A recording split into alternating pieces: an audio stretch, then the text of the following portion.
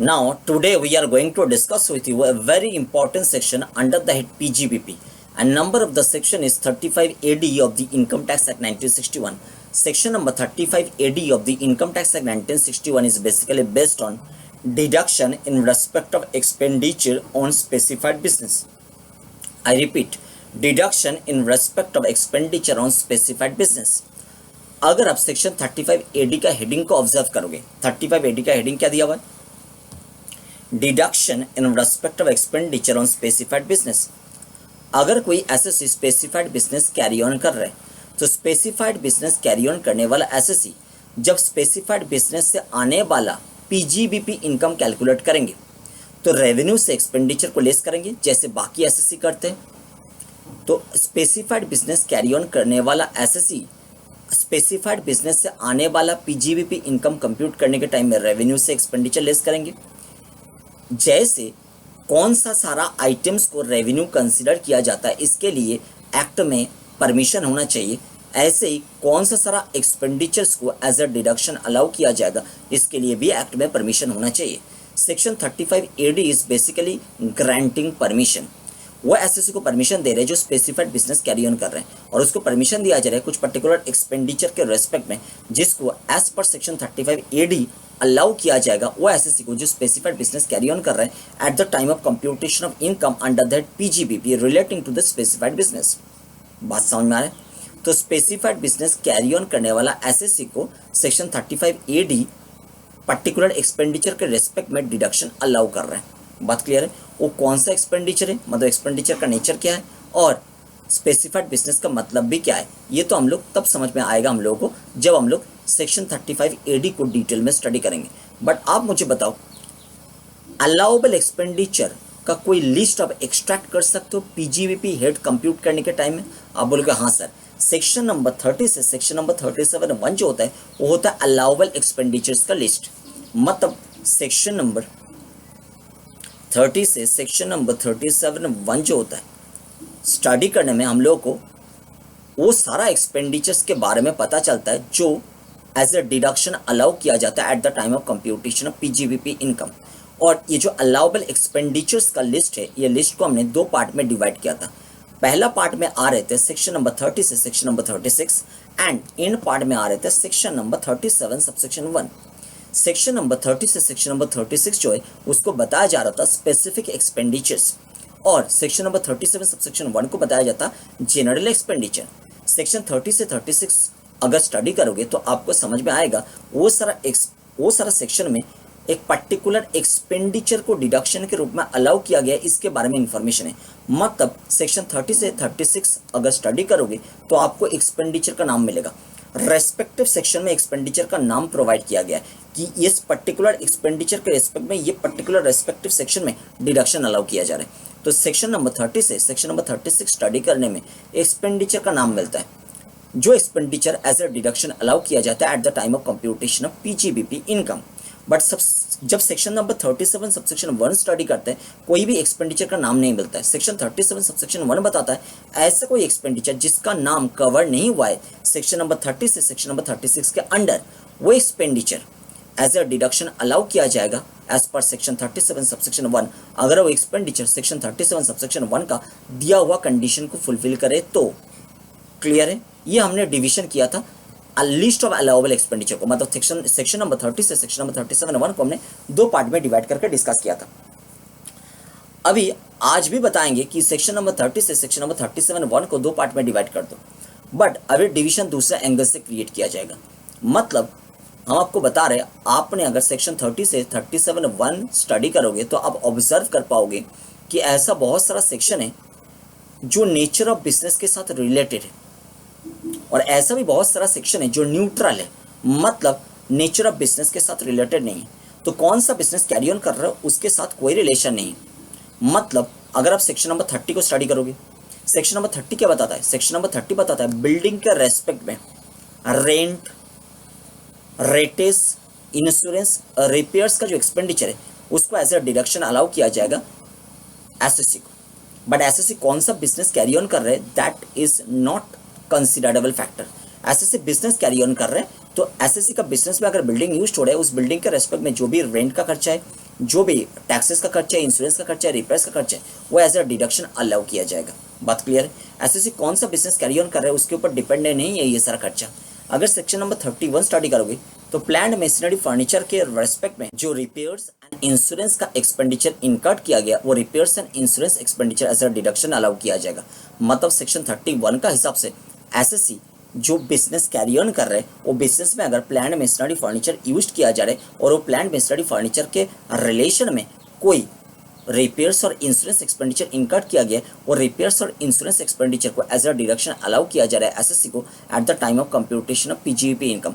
It is not considerable factor कि SSC कौन सा बिजनेस कैरी ऑन कर रहे हैं। एसएससी कोई भी बिजनेस कैरी ऑन कर सकता है, बट एसएससी अपना रेवेन्यू से एक्सपेंडिचर के रूप में लेस कर पाएंगे रिपेयर्स और इंश्योरेंस वाला expenditure incurred in relation to plant machinery furniture used in the business. बात समझ में आ गया? नेक्स्ट, अगर सेक्शन 32 देखोगे तो सेक्शन 32 डेप्रिसिएशन अलाउ कर रहे थे, तो section 32 depreciation as a deduction allow कर रहे थे और ये डिपेंड नहीं कर रहे थे कि एसएससी कौन सा बिजनेस कैरी ऑन कर रहे हैं। डेप्रिसिएशन तो हर एक एसएससी को अलाउ किया जाएगा जो भी बिजनेस को कैरी ऑन कर रहे हैं। तो एसएससी अगर बिजनेस कैरी ऑन कर रहे हैं तो एसएससी को डेप्रिसिएशन अलाउ किया जाएगा। ये डिपेंड नहीं कर रहा है एसएससी कौन सा बिजनेस कैरी ऑन कर रहे हैं, बट ये ऑब्वियसली डिपेंड कर रहा है कि कौन सा मेथड ऑफ डेप्रिसिएशन अलाउ किया जाएगा, क्योंकि मेथड ऑफ डेप्रिसिएशन के साथ एसएससी का नेचर ऑफ बिजनेस का रिलेशन है। बट डेप्रिसिएशन अलाउ किया जाएगी कि नहीं किया जाएगा इसके साथ एसएससी का नेचर ऑफ बिजनेस का कोई भी रिलेशन नहीं। बट ऐसे ही आपने जब सेक्शन नंबर 35 ABA किया था, 35 ABB किया था, तब आपने क्या देखा था? तब आपने देखा था टेलीकम्युनिकेशन लाइसेंस और टेलीकम्युनिकेशन स्पेक्ट्रम के बारे में डिडक्शन अलाउ किया जा रहे थे। ये सारा सेक्शन में 35 ABA एंड 35 ABB को। तो 35 ABA एंड ABB टेलीकम्युनिकेशन वाला कंपनी के लिए एप्लीकेबल हो रहा है। मत वहाँ पे नेचर ऑफ बिजनेस स्पेसिफाइड था कि कौन सा बिजनेस कैरी ऑन करने में section number 35 ABA and 35 ABB का डिडक्शन अलाउ किया जाएगा। मतलब अगर आप सेक्शन नंबर 30 से सेक्शन नंबर 37(1) को स्टडी करोगे तो देखोगे ऐसा बहुत सारा सेक्शंस आपको मिलेगा जो सेक्शन नेचर ऑफ बिजनेस के साथ रिलेटेड नहीं है, और ऐसा भी बहुत सारा सेक्शंस मिलेगा जो नेचर ऑफ बिजनेस के साथ रिलेटेड है। 35 AD ऐसा एक सेक्शन है जो नेचर ऑफ बिजनेस के साथ रिलेटेड है, मतलब स्पेसिफाइड बिजनेस कैरी ऑन करने में ये डिडक्शन अलाउ किया जाएगा जो सेक्शन 35 AD में रेफर्ड है। अगर स्पेसिफाइड बिजनेस कोई एसएससी कैरी ऑन नहीं कर रहे तो एसएससी को अलाउ नहीं किया जाएगा। आप जब टैक्स लॉस का क्लास स्टार्ट किया था आपने सुना था कि tax is the medium to collect revenue. Government के लिए टैक्स एक माध्यम होता है रेवेन्यू कलेक्ट करने का, बट आज बता रहे टैक्स केवल मीडियम नहीं है रेवेन्यू कलेक्ट करने का। टैक्स एक इंस्ट्रूमेंट भी है जिसके थ्रू गवर्नमेंट अपना इकोनॉमी को रीसेप कर सकते हैं। मतलब गवर्नमेंट जैसा इकोनॉमी बनाना चाहता है ऐसा इकोनॉमी बना सकता है केवल टैक्स लॉस को अमेंड करके, चेंज करके। तो टैक्सेशन लॉज में अमेंडमेंट लेकर आके गवर्नमेंट अपना इकोनॉमी का लुक को चेंज कर सकते हैं। जैसा इकोनॉमी बनाना चाहते हैं ऐसे इकोनॉमी बना सकते हैं। मतलब अभी हम बता सकते हैं कि tax is not only the medium to collect the revenue but tax is also instrument to reshape the economy. Section number 35 AD जो बेसिकली बात करता है deduction in respect of expenditure on specified business. Section number 35 AD का subsection 8 अगर study करेंगे तो specified business का list मिलेगा और उसमें 14 बिजनेसेस कवर्ड है। 14 बिजनेसेस को 35 AD का स्पेसिफाइड बिजनेस के अंडर कवर किया गया है। हमने बताया गवर्नमेंट के लिए tax loss is also instrument to reshape the economy. Economy को रिसेप करने का एक इंस्ट्रूमेंट भी है टैक्स लॉस। वो इंस्ट्रूमेंट को कैसे एक्सरसाइज किया जाता है, इम्प्लीमेंट किया जाता है, वो देखने का अपॉर्चुनिटी मिलता है जब आप सेक्शन 35 AD स्टडी करते हो। मतलब सेक्शन 35 AD स्टडी करने में आपको इम्प्लीमेंटेशन एक्टिविटीज देखने का अपॉर्चुनिटी मिलता है जिसके थ्रू गवर्नमेंट अपना इकोनॉमी को रिसेप करने का कोशिश करे। गवर्नमेंट अपना इकोनॉमिक कंडीशंस को हर साल रिव्यू करते रहते हैं और देखते रहते हैं कि कौन सा सारा सेक्टर एक्सपेक्टेड ग्रोथ को अचीव कर पा रहे और कौन सा सारा सेक्टर एक्सपेक्टेड ग्रोथ को अचीव नहीं कर पा रहे। तो जो सारा सेक्टर एक्सपेक्टेड ग्रोथ को अचीव नहीं कर पा रहे वो सारा सेक्टर के लिए इन्वेस्टमेंट जरूरी है, बट गवर्नमेंट के लिए भी पॉसिबल नहीं है वो हर एक सेक्टर में इन्वेस्ट करना जो सेक्टर एक्सपेक्टेड ग्रोथ अचीव नहीं कर पा रहे, क्योंकि वो सारा सेक्टर का इन्वेस्टमेंट का अमाउंट भी बहुत बड़ा है और सेक्टर का लिस्ट भी काफ़ी लंबा है। बात समझ में आ रहा है? तो सारा सेक्टर में गवर्नमेंट के लिए इन्वेस्ट करना पॉसिबल नहीं होता है, इसीलिए गवर्नमेंट प्राइवेट इन्वेस्टर को अट्रैक्ट करना चाहते हैं। बट प्राइवेट इन्वेस्टर क्यों अट्रैक्ट होंगे? प्राइवेट इन्वेस्टर तो वो सारा सेक्टर में अट्रैक्ट होंगे जो सारा सेक्टर उनके लिए कॉमर्शियली प्रॉफिटेबल है, जो सारा सेक्टर गवर्नमेंट के लिए प्रायोरिटी बेस्ड है उनके लिए प्रायोरिटी बेस्ड क्यों होगा? तो इसलिए गवर्नमेंट टैक्सेशन लॉस को अमेंड करके बहुत सारा बेनिफिट प्रोवाइड करते हैं वो सारा सेक्टर का इन्वेस्टर को, जो सारा सेक्टर अपना एक्सपेक्टेड ग्रोथ को अचीव नहीं कर पा रहे, मतलब गवर्नमेंट के एंगल से वो सारा सेक्टर उनके लिए प्रायोरिटी सेक्टर है, उसमें इन्वेस्टमेंट बहुत जरूरी है। तो वहाँ पे इन्वेस्टर को अट्रैक्ट करने के लिए गवर्नमेंट क्या करते हैं, वो सारा सेक्टर का इन्वेस्टर को टैक्सेशन लॉस के थ्रू बहुत सारा बेनिफिट देते रहते हैं। बात समझ में आ रही है? कैसे बेनिफिट देते हैं, कौन सा बेनिफिट, वो तो आगे जाके हम देखेंगे। बट सबसे पहले स्पेसिफाइड बिजनेस मतलब गवर्नमेंट के लिए प्रायोरिटी सेक्टर क्या है वो स्टडी करेंगे। देखो ये स्पेसिफाइड बिजनेस का लिस्ट और भी ज़्यादा लेंदी होते रहेंगे, क्योंकि गवर्नमेंट और भी सेक्टर को इसमें ऐड करने वाला है कि कौन कौन सा सारा सेक्टर में प्राइवेट इन्वेस्टर को अट्रैक्ट किया जाए, वो हर साल गवर्नमेंट थोड़ा थोड़ा उसमें एडिशन कर रहे हैं। तो देखो अभी तक जो सेक्शन 35A डी सबसेक्शन 8 में स्पेसिफाइड बिजनेस का लिस्ट प्रोवाइड किया गया है उसमें 14 बिजनेसेस कवर्ड है। तो 14 बिजनेसेस को हम लोग स्टडी करेंगे। आइए वो सारा 14 बिजनेसेस में section number 35A D subsection 8 में आइए देखिए सेक्शन 35A डी सबसेक्शन 8 इसमें लिखा है for the purpose of this section. Clear? A B A C, अभी सी में आ जाओ। सी में क्या लिखा हुआ है? सी में लिखा हुआ है स्पेसिफाइड बिजनेस, और स्पेसिफाइड बिजनेस में 14 बिजनेसेस कवर्ड है। तो एक एक करके हम लोग वो सारा बिजनेसेस को स्टडी करेंगे कि कौन सा सारा बिजनेसेस को माना जाता है स्पेसिफाइड बिजनेस। तो section 35A D subsection 8 clause C sub clause 1 का हिसाब से setting up and operating a cold chain facility is also one kind of specified business. इधर हम लिख रहे हैं C denotes cold chain facility. तो setting up and operating a cold chain facility is also one kind of specified business as per section 35A subsection 8 clause C subclause 1। section 35A subsection 8 clause C subclause 1 का हिसाब से setting up and operating a cold chain facility is also one kind of specified business। और subclause 2 बता रहे हैं setting up and operating a warehousing facility। तो हम W लिख रहे हैं, W denotes warehousing facility। तो setting up and operating a warehousing facility is also one kind of specified business। but warehousing facility बनाया जाता है कुछ ना कुछ स्टोरेज पर्पस के लिए।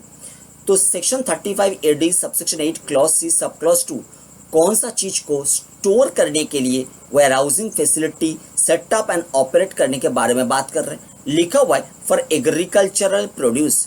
तो एग्रीकल्चरल प्रोड्यूस स्टोरेज के लिए अगर warehousing facility setup and operate किया जा रहा है तो वेयरहाउसिंग फैसिलिटी को माना जाएगा स्पेसिफाइड बिजनेस।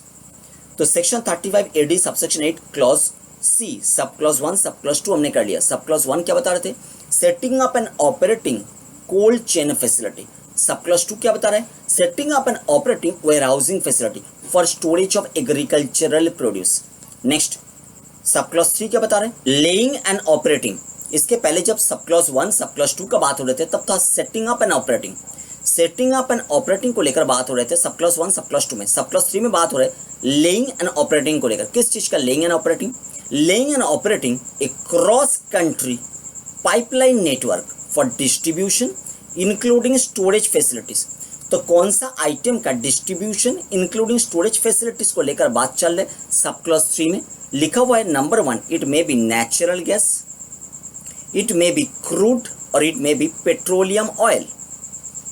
तो laying and operating a cross country, laying and operating a cross country pipeline network for distribution including storage facilities of natural gas, crude और पेट्रोलियम ऑयल।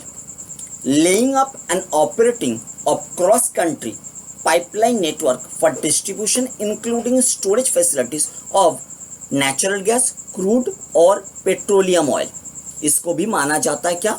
Specified business. मतलब laying and operating of cross country pipeline network for distribution including storage facilities of natural gas, crude और petroleum oil.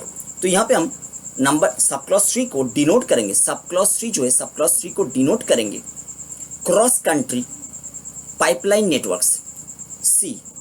C for cross country pipeline network.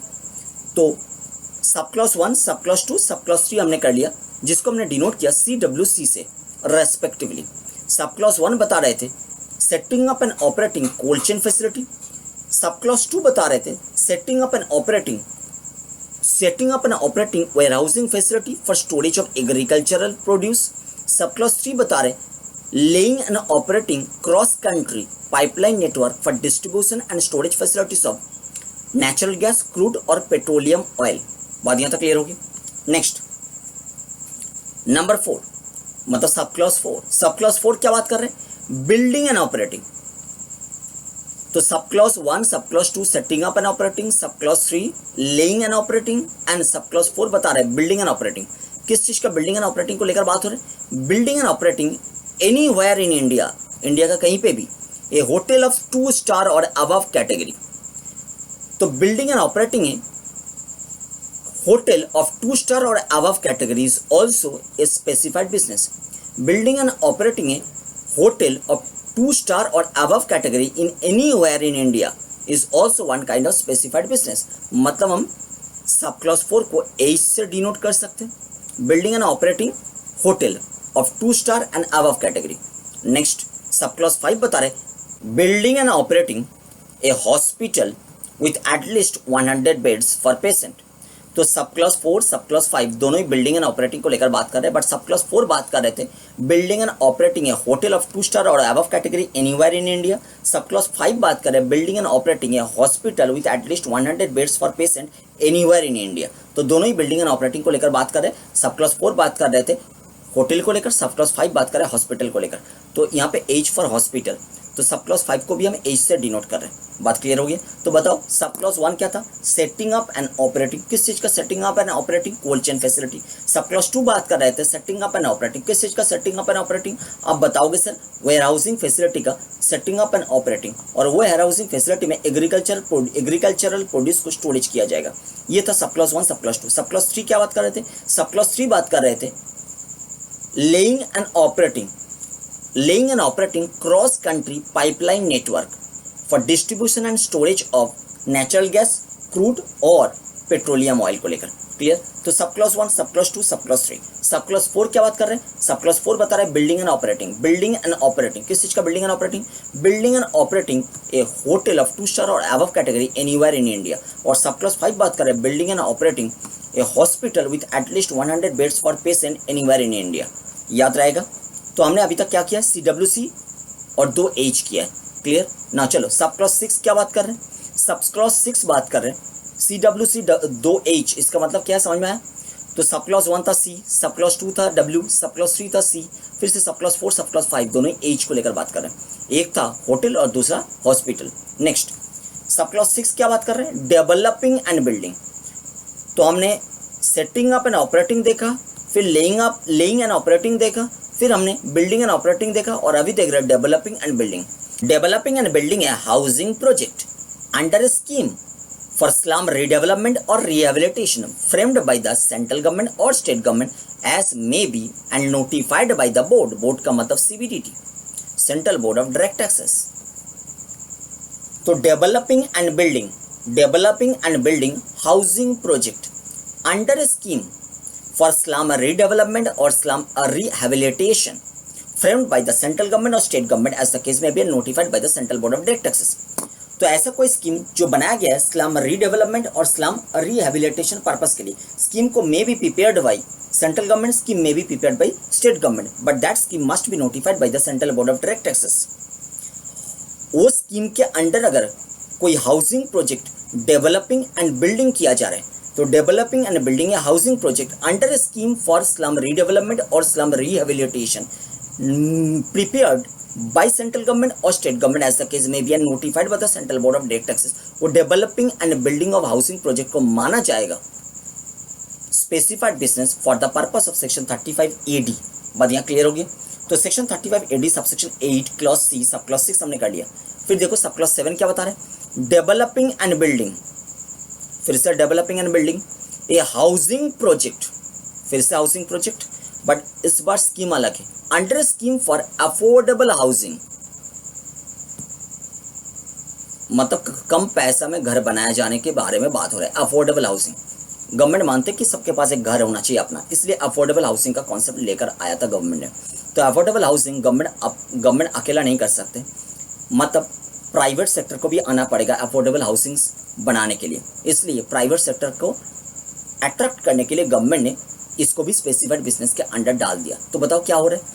हो रहा है developing and building a housing project under a scheme for affordable housing, जिसको frame किया है central government ने or state government as the case may be and notified by the board. बात समझ में आ गई?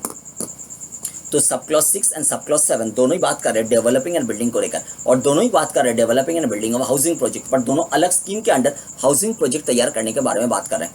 नंबर 6 जो है, मतलब सब क्लॉज 6 जो है वो बात कर रहे हैं developing and building a housing project under scheme frame for slum redevelopment or slum rehabilitation, और सबसेक्शन 7 बात कर रहे हैं developing and building a housing project under scheme frame for affordable housing. बात क्लियर? बाकी सारा कंडीशन दोनों में सेम है। तो बताओ, हमने जो 7 स्पेसिफाइड बिजनेस देखा वो कौन कौन से 7 स्पेसिफाइड बिजनेस अभी तक देख लिया? नंबर 1 क्या देखा बताओ? नंबर 1 हमने देखा setting up and operating cold chain facility. Number 2 देखा setting up and operating warehousing facility for storage of agriculture produce. Number 3 मतलब सब क्लॉज 3 हमने देखा laying and operating cross country pipeline network for distribution including storage facilities of natural gas, crude और petroleum oil. ये था सब clause 3। सब clause 4, सब clause 5 दोनों ही बात कर रहे थे क्या? दोनों ही बात कर रहे थे बिल्डिंग एंड ऑपरेटिंग को लेकर। सब क्लॉज 4 बात कर रहे थे building and operating a hotel of 2 star and above category anywhere in India, and sub clause 5 बात कर रहे थे building and operating a hospital with at least 100 beds for patients anywhere in India. और सब क्लॉज 6, सब clause 7 दोनों ही बात कर रहे हैं developing and building a housing project को लेकर। सब क्लॉज 6 बात कर रहे हैं developing and building a housing project under scheme for slum redevelopment and slum rehabilitation, and sub clause 7 बात कर रहे हैं developing and building a housing project under scheme framed for affordable housing. It may be framed by the central government, it may be framed by the state government, as the case may be. But obviously, सब clause 6, सब clause 7 दोनों के लिए एक common condition है, वो है that scheme must be notified by the central board of direct taxes. अभी चलो देखते हैं सब क्लॉज 8 को। सब क्लॉज 8 बात कर रहे हैं production of fertiliser in India को लेकर। तो सब क्लॉज 8 को हम डिनोट करेंगे F से, production of fertiliser in India. तो बताओ, अभी तक जो 8 स्पेसिफाइड बिजनेस देखा उसको हमने कैसे डिनोट किया? नंबर 1 को डिनोट किया था C से, C for cold chain facility. Sub clause 2 को हमने डिनोट किया था W से, W for warehousing facility. Sub clause 3 को हमने डिनोट किया था C से, C for cross country pipeline network. Sub clause 4 को हमने डिनोट किया था H से, H for hotel, and sub clause 5 को भी अगेन डिनोट किया था H से, H फॉर हॉस्पिटल। सब क्लॉज 6 जो है उसको भी हम डिनोट किया H से, और H for housing project under slum redevelopment or slum rehabilitation scheme. And sub clause 7 जो है वो भी बात कर रहे हैं हाउसिंग प्रोजेक्ट को लेकर, और उसको भी हम डिनोट करेंगे H से। और यहाँ पे हाउसिंग प्रोजेक्ट का मतलब housing project under affordable scheme. तो CWC H⁴ आ रहे हैं, देखो CWC H⁴ एंड उसके बाद F आया। क्लियर? तो CWC H⁴ अगेन आ रहे F, और F के बाद क्या आता है देखते। तो F फॉर क्या हो गया? Production of fertiliser in India. Production of fertiliser in India is also specified business. Next 9, sub clause 9 बता रहे setting up and operating an inland container depot. इसको हम C से डिनोट करेंगे। इनलैंड कंटेनर डिपोट, C मतलब container depot और container freight station notified और approved under the customs act 1962। ये कस्टम्स लॉ के अंडर स्टडी किया जाता है। इंडिया के अंडर जितना भी स्टेट्स होता है वो हर एक स्टेट कोस्टल एरिया में बिलोंग नहीं करते। हर एक स्टेट को कोस्टल बॉर्डर मिला नहीं, जैसे बिहार वगैरह उसका कोई कोस्टल बॉर्डर नहीं। तो ऐसा कोई स्टेट्स में रहने वाला बंदा अगर इंडिया के बाहर से कोई गुड्स इंपोर्ट करके लेकर आया और उस शिप से आ रहे, तो वो पर्टिकुलर स्टेट तक जिसका कोस्टल बॉर्डर है नहीं वहाँ तक पहुँच नहीं सकते। तो आसपास का कोई स्टेट जिसका कोस्टल बॉर्डर है वहाँ पे जो कस्टम स्टेशन है वहाँ पे गुड्स को अनलोड किया जाएगा शिप से। फिर वो कस्टम स्टेशन से गुड्स को लेकर आना पड़ेगा उस स्टेट में जिस स्टेट से गुड्स को इंपोर्ट करने का ऑर्डर प्लेस किया गया था। तो इस प्रोसेस को इजी करने के लिए इंडिया के अंडर भी इनलैंड कंटेनर डिपो और इनलैंड कंटेनर फ्रेट स्टेशन का कॉन्सेप्ट को गवर्नमेंट ने लागू किया था। ये हम कस्टम लॉ के अंडर डिटेल में पढ़ते हैं। तो इनलैंड कंटेनर डिपोट और इनलैंड कंटेनर फ्रेट स्टेशन जो होता है इसको सेटअप करना एंड ऑपरेट करना is also one type of specified business as per section 35 AD। Clear? Next subsection 10 क्या बता रहे, beekeeping and production of honey and beeswax is also considered as specified business. तो beekeeping, इसको हम B से denote करेंगे, beekeeping. Next, तो F C B हो गया, क्लियर। ऊपर में हम लिख सकते हैं F C B, C W C H to the power 4 F C B. F for fertiliser production, C for container depot, container freight station inland, और बी फॉर बी कीपिंग, तो F C B. Next, subsection 11 बता रहे setting up and operating ये warehousing facility. आप बोलोगे sir हमने देखा था सब क्लास 2 जब स्टडी किया था, setting up and operating warehousing facility देखा था, बट वो था एग्रीकल्चर प्रोड्यूस स्टोरेज के लिए, और ये बता रहे फॉर स्टोरेज ऑफ शुगर। तो शुगर स्टोरेज के लिए setting up and operating warehousing facility, तो और एक डब्ल्यू आर है, वेयर हाउसिंग फैसिलिटी दो बार आए, एक बार एग्रीकल्चर प्रोड्यूस स्टोरेज के पर्पस में और दूसरा बार आ रहे शुगर स्टोरेज के पर्पस में, क्लियर। तो ऊपर में हम लिख सकते हैं डब्ल्यू, तो एफ सी बी हो गया। नेक्स्ट फिर से आ रहे डब्ल्यू, ठीक है। तो आओ सब क्लॉज 12 को देखते हैं, लेइंग एंड ऑपरेटिंग। आप बोलोगे सर लेइंग एंड ऑपरेटिंग हमने देखा था सब क्लॉज 3 में, फिर से लेइंग एंड ऑपरेटिंग आ गया। वो था laying and operating cross country pipeline network. यहां पे आ रहे लेइंग एंड ऑपरेटिंग है slurry pipeline for the transportation of iron ore. Laying and operating है slurry pipeline for transportation of iron ore. तो यहां पे स्लरी पाइपलाइन को लेकर बात हो रही है, एस, तो डब्ल्यू के बाद आएगा एस। सब क्लॉज 12 हो गया। सब क्लॉज 13 क्या बता रहे, setting up and operating a semi conductor wafer fabrication manufacturing unit. Semi conductor wafer fabrication manufacturing unit. अब क्लॉज 13 को हम डिनोट करेंगे एस वर्ड से, और एस का मतलब क्या होता है, semi conductor wafer fabrication manufacturing unit. तो सब क्लॉज 13 को हमने डिनोट किया एस वर्ड से, semi conductor wafer fabrication manufacturing unit. Next, सब क्लॉज 14 क्या बात कर रहे हैं, सब क्लॉज 14 बता रहे न्यू इंफ्रास्ट्रक्चर फैसिलिटी के बारे में। और न्यू इंफ्रास्ट्रक्चर फैसिलिटी होता क्या है, इसके बारे में पता करने के लिए आपको जाना पड़ेगा section 35 AD subsection 8 clause number B A में। अभी आप स्टडी कर रहे हो section 35 AD subsection 8 clause C को और उसके अंडर 14 सब क्लॉजेस को, बट आपको जाना पड़ेगा section 35 AD subsection 8 clause number B A में, तब आपको पता चलेगा न्यू इंफ्रास्ट्रक्चर फैसिलिटी का मतलब क्या होता है। जो भी है वो हम आगे जाके देख लेंगे। Section 35 AD subsection 8 clause C sub clause 14 बता रहे न्यू इंफ्रास्ट्रक्चर फैसिलिटी डेवलप करना is a specified business. New infrastructure facility को मेंटेन एंड ऑपरेट करना is also a specified business. New infrastructure facility को डेवलप, मेंटेन एंड ऑपरेट तीनों एक साथ करना इज ऑल्सो स्पेसिफाइड बिजनेस। तो न्यू इंफ्रास्ट्रक्चर फैसिलिटी डेवलप करना specified business, new infrastructure facility maintain and operate करना specified business, new infrastructure facility develop, operate and maintain तीनों करना ही एक साथ is also a specified business. चलो देखते हैं इंफ्रास्ट्रक्चर फैसिलिटी का मतलब क्या होता है। Section 35 AD subsection 8 clause number B A, अभी देख रहे थे क्लॉज नंबर सी, उसके अंडर 14 सब क्लॉजेस को अभी देखेंगे। क्या इंफ्रास्ट्रक्चर फैसिलिटी समझने के लिए क्लॉज नंबर बी ए को देखेंगे। सी के ऊपर दिया हुआ है clause number B A. Clause number B A क्या बता रहा है, infrastructure facility means, infrastructure facility का मतलब क्या, a road including toll road, bridge or railway station is infrastructure facility. Second बता रहा है a highway project including housing or other activities being an integral part of the highway project is also infrastructure facility. 3 बता रहे a water supply project, water treatment system, irrigation project, sanitation and sewerage system or solid waste management system is also infrastructure facility। और 4 बता रहे port, airport, inland waterway, inland port or navigational channel in the sea is also infrastructure facility. तो infrastructure facility को develop करना specified business है। Section 35 AD subsection 8 clause C sub clause 14 के बारे में बात कर रहे हैं। न्यू इंफ्रास्ट्रक्चर फैसिलिटी को डेवलप करना is a specified business, new infrastructure facility को मेंटेन एंड ऑपरेट करना is also a specified business, and new infrastructure facility को डेवलप, मेंटेन एंड ऑपरेट तीनों एक साथ करना इज ऑल्सो स्पेसिफाइड बिजनेस। मतलब section 35 AD subsection 8 clause C sub clause 14 को हम डिनोट कर सकते हैं आई वर्ड से। तो देखो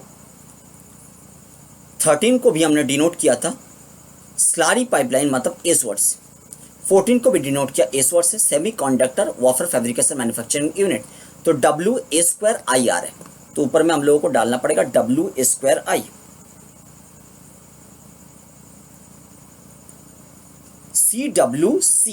CWC H to the power 4 FCB W square I, CWC H to the power 4 FCB।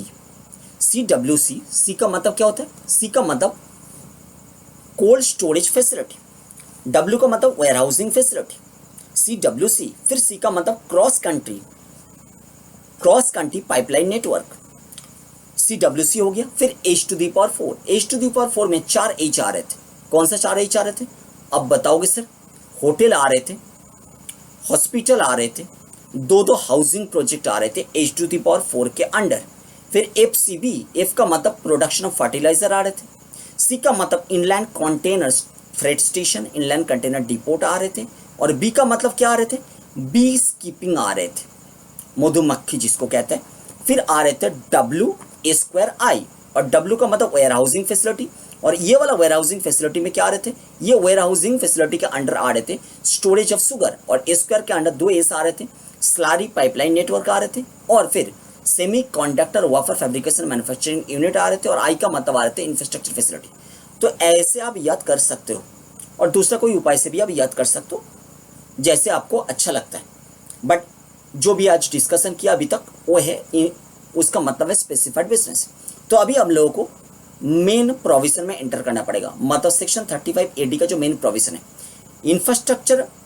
Section 35 AD में हमने डिस्कस कर लिया स्पेसिफाइड बिजनेस का मतलब क्या होता है। अभी स्पेसिफाइड बिजनेस वाला एसएससी को कुछ सुविधा प्रोवाइड किया जाता है, तो सुविधा के बारे में पढ़ाई करना पड़ेगा, और साथ साथ देखना पड़ेगा वो सुविधा पाने के लिए कंडीशन क्या है, कौन सा कंडीशन फुलफिल करने में वो सुविधा दिया जाता है।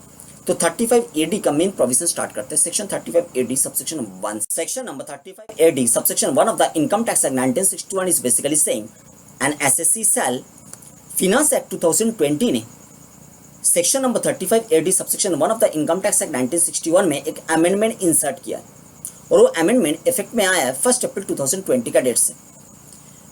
अमेंडमेंट आने के पहले सेक्शन नंबर 35 AD सबसेक्शन 1 का फिलोसफी क्या था वो पहले डिस्कस करना जरूरी है।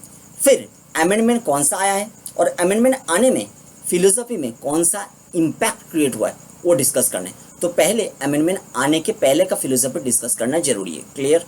आइए डिस्कसन करते हैं। And assessee shall be allowed deduction, तो एसएससी को डिडक्शन अलाउ किया जाएगा। मतलब एसएससी जब अपना पीजीबीपी इनकम कंप्यूट करेंगे, रेवेन्यू से expenditure as a deduction claim करते हैं, तो यहाँ पे कोई एक पर्टिकुलर एक्सपेंडिचर के रेस्पेक्ट में डिडक्शन अलाउ करने के बारे में बात चल रहा है। कौन सा एक्सपेंडिचर के रेस्पेक्ट में डिडक्शन अलाउ किया जाएगा? सेक्शन 35 AD सबसेक्शन 1 के थ्रू।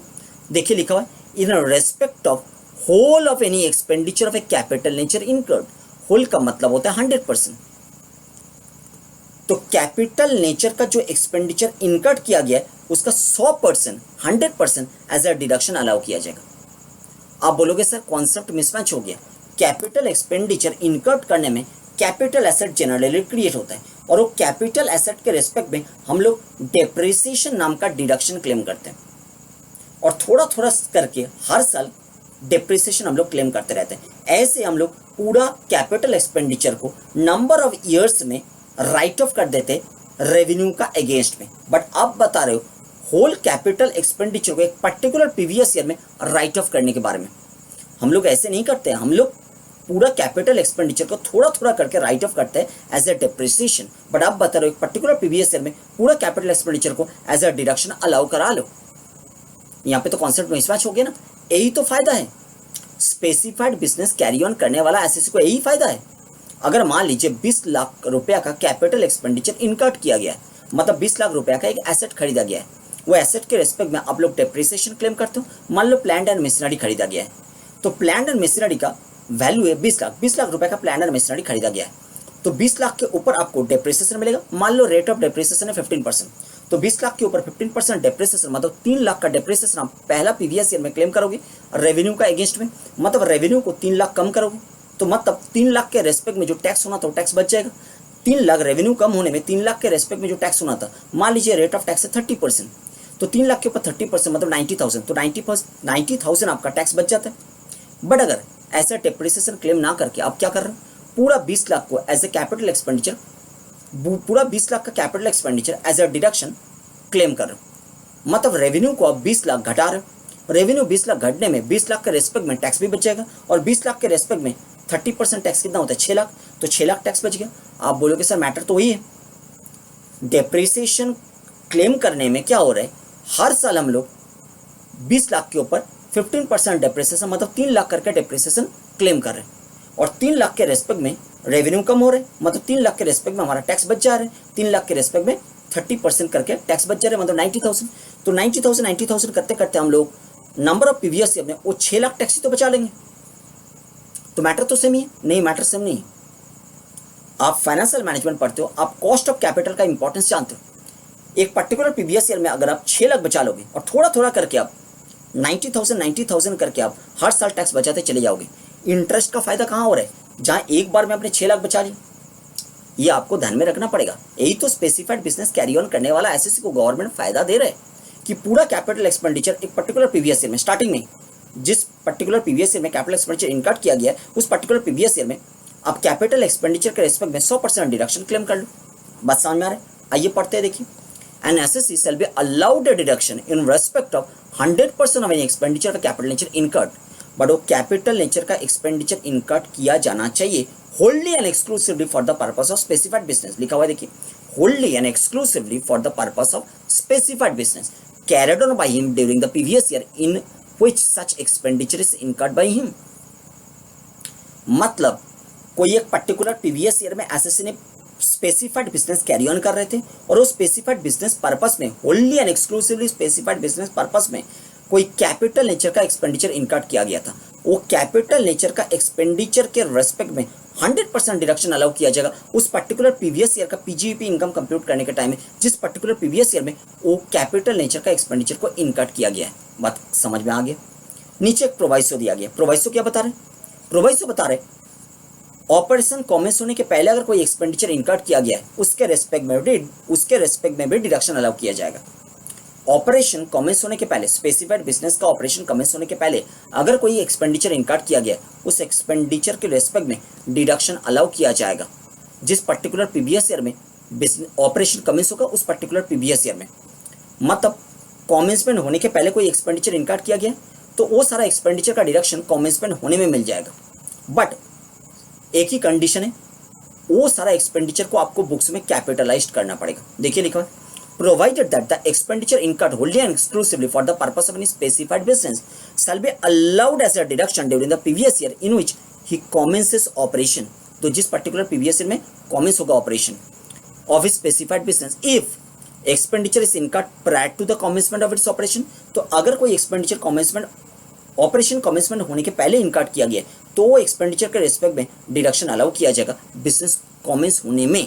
बिजनेस जिस पर्टिकुलर प्रीवियस ईयर में कमेंस हो रहा है, उस पर्टिकुलर प्रीवियस ईयर में प्रायर कमेंसमेंट एक्सपेंडिचर का डिडक्शन अलाउ किया जाएगा। बट कंडीशन है वो एक्सपेंडिचर को आपने बुक्स में कैपिटलाइज किया है। देखिए लिखा है, and the amount is capitalised in the books of account of the assessee on the date of commencement of its operation.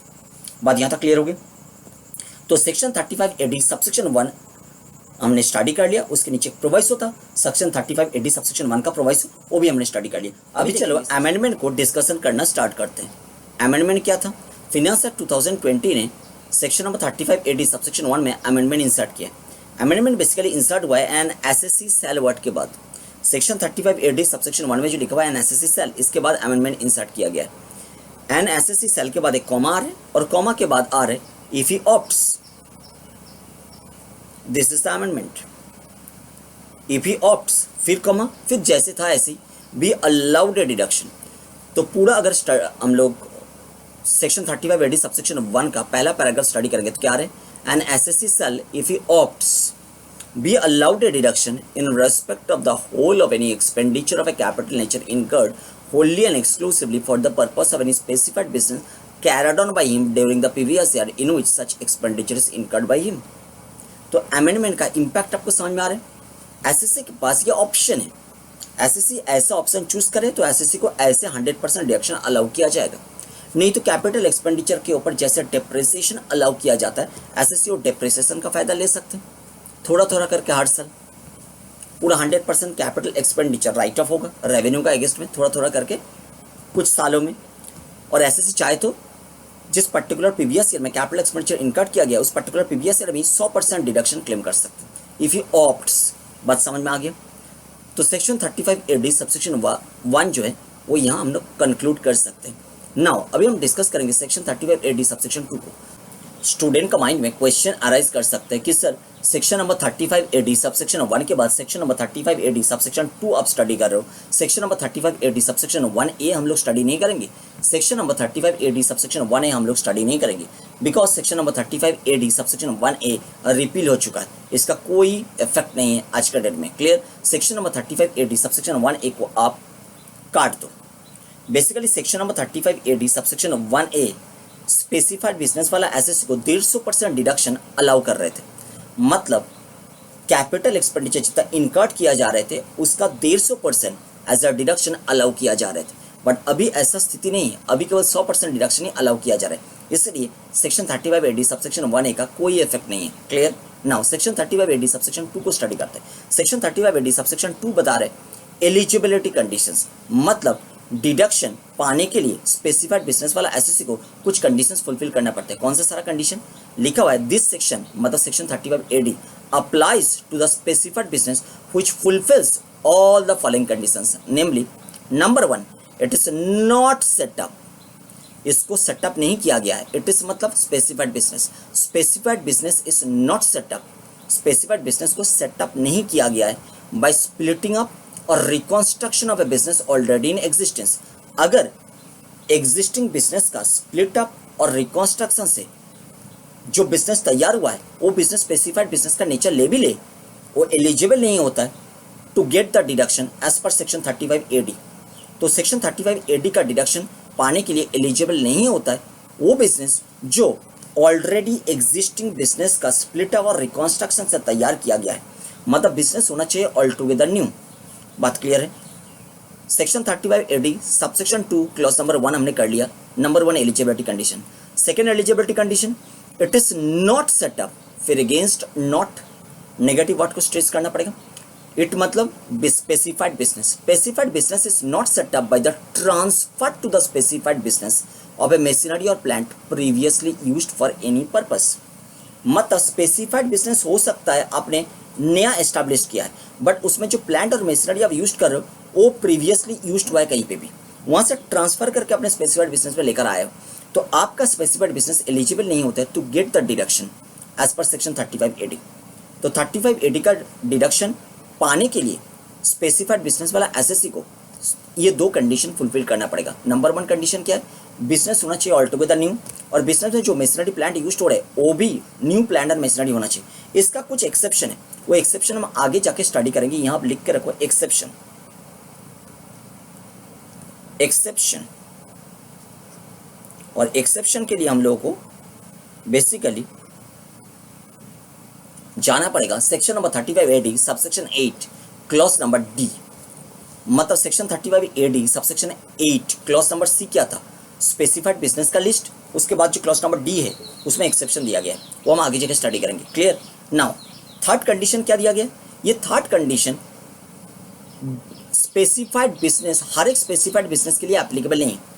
ये थर्ड कंडीशन केवल वो स्पेसिफाइड बिजनेस के लिए एप्लीकेबल है जो रेफर्ड है sub clause 3 of clause C of subsection 8 of section 35AD। Section 35AD subsection 8 clause number C sub clause 3 में जो बिजनेस रेफर्ड है, बोलिए सब क्लॉज 3 में कौन सा बिजनेस रेफर्ड है? आप बोलोगे सर क्रॉस कंट्री, CWC था, और थर्ड में जो सी आ रहे थे उसका मतलब क्या था? Cross country, cross country pipeline network, cross country pipeline network for distribution and storage of crude, petroleum oil, natural gas. याद आ रहे हैं ना? Cross country pipeline network for distribution and storage of natural gas, crude, petroleum oil. तो उससे related condition है। तो यहाँ पे कुछ सिंपल सा कंडीशन बताया गया, ये होमवर्क है आपके लिए। तो ये हर एक बिजनेस के लिए एप्लीकेबल नहीं है, ये केवल क्रॉस कंट्री पाइपलाइन नेटवर्क वाला बिजनेस के लिए एप्लीकेबल है। Clear? Next section 35AD subsection 2 clause number 4 four क्या बता रहे, फोर बता रहे ये कंडीशन भी एप्लीकेबल है एक स्पेशल टाइप का स्पेसिफाइड बिजनेस के लिए, हर एक स्पेसिफाइड बिजनेस के लिए एप्लीकेबल नहीं है।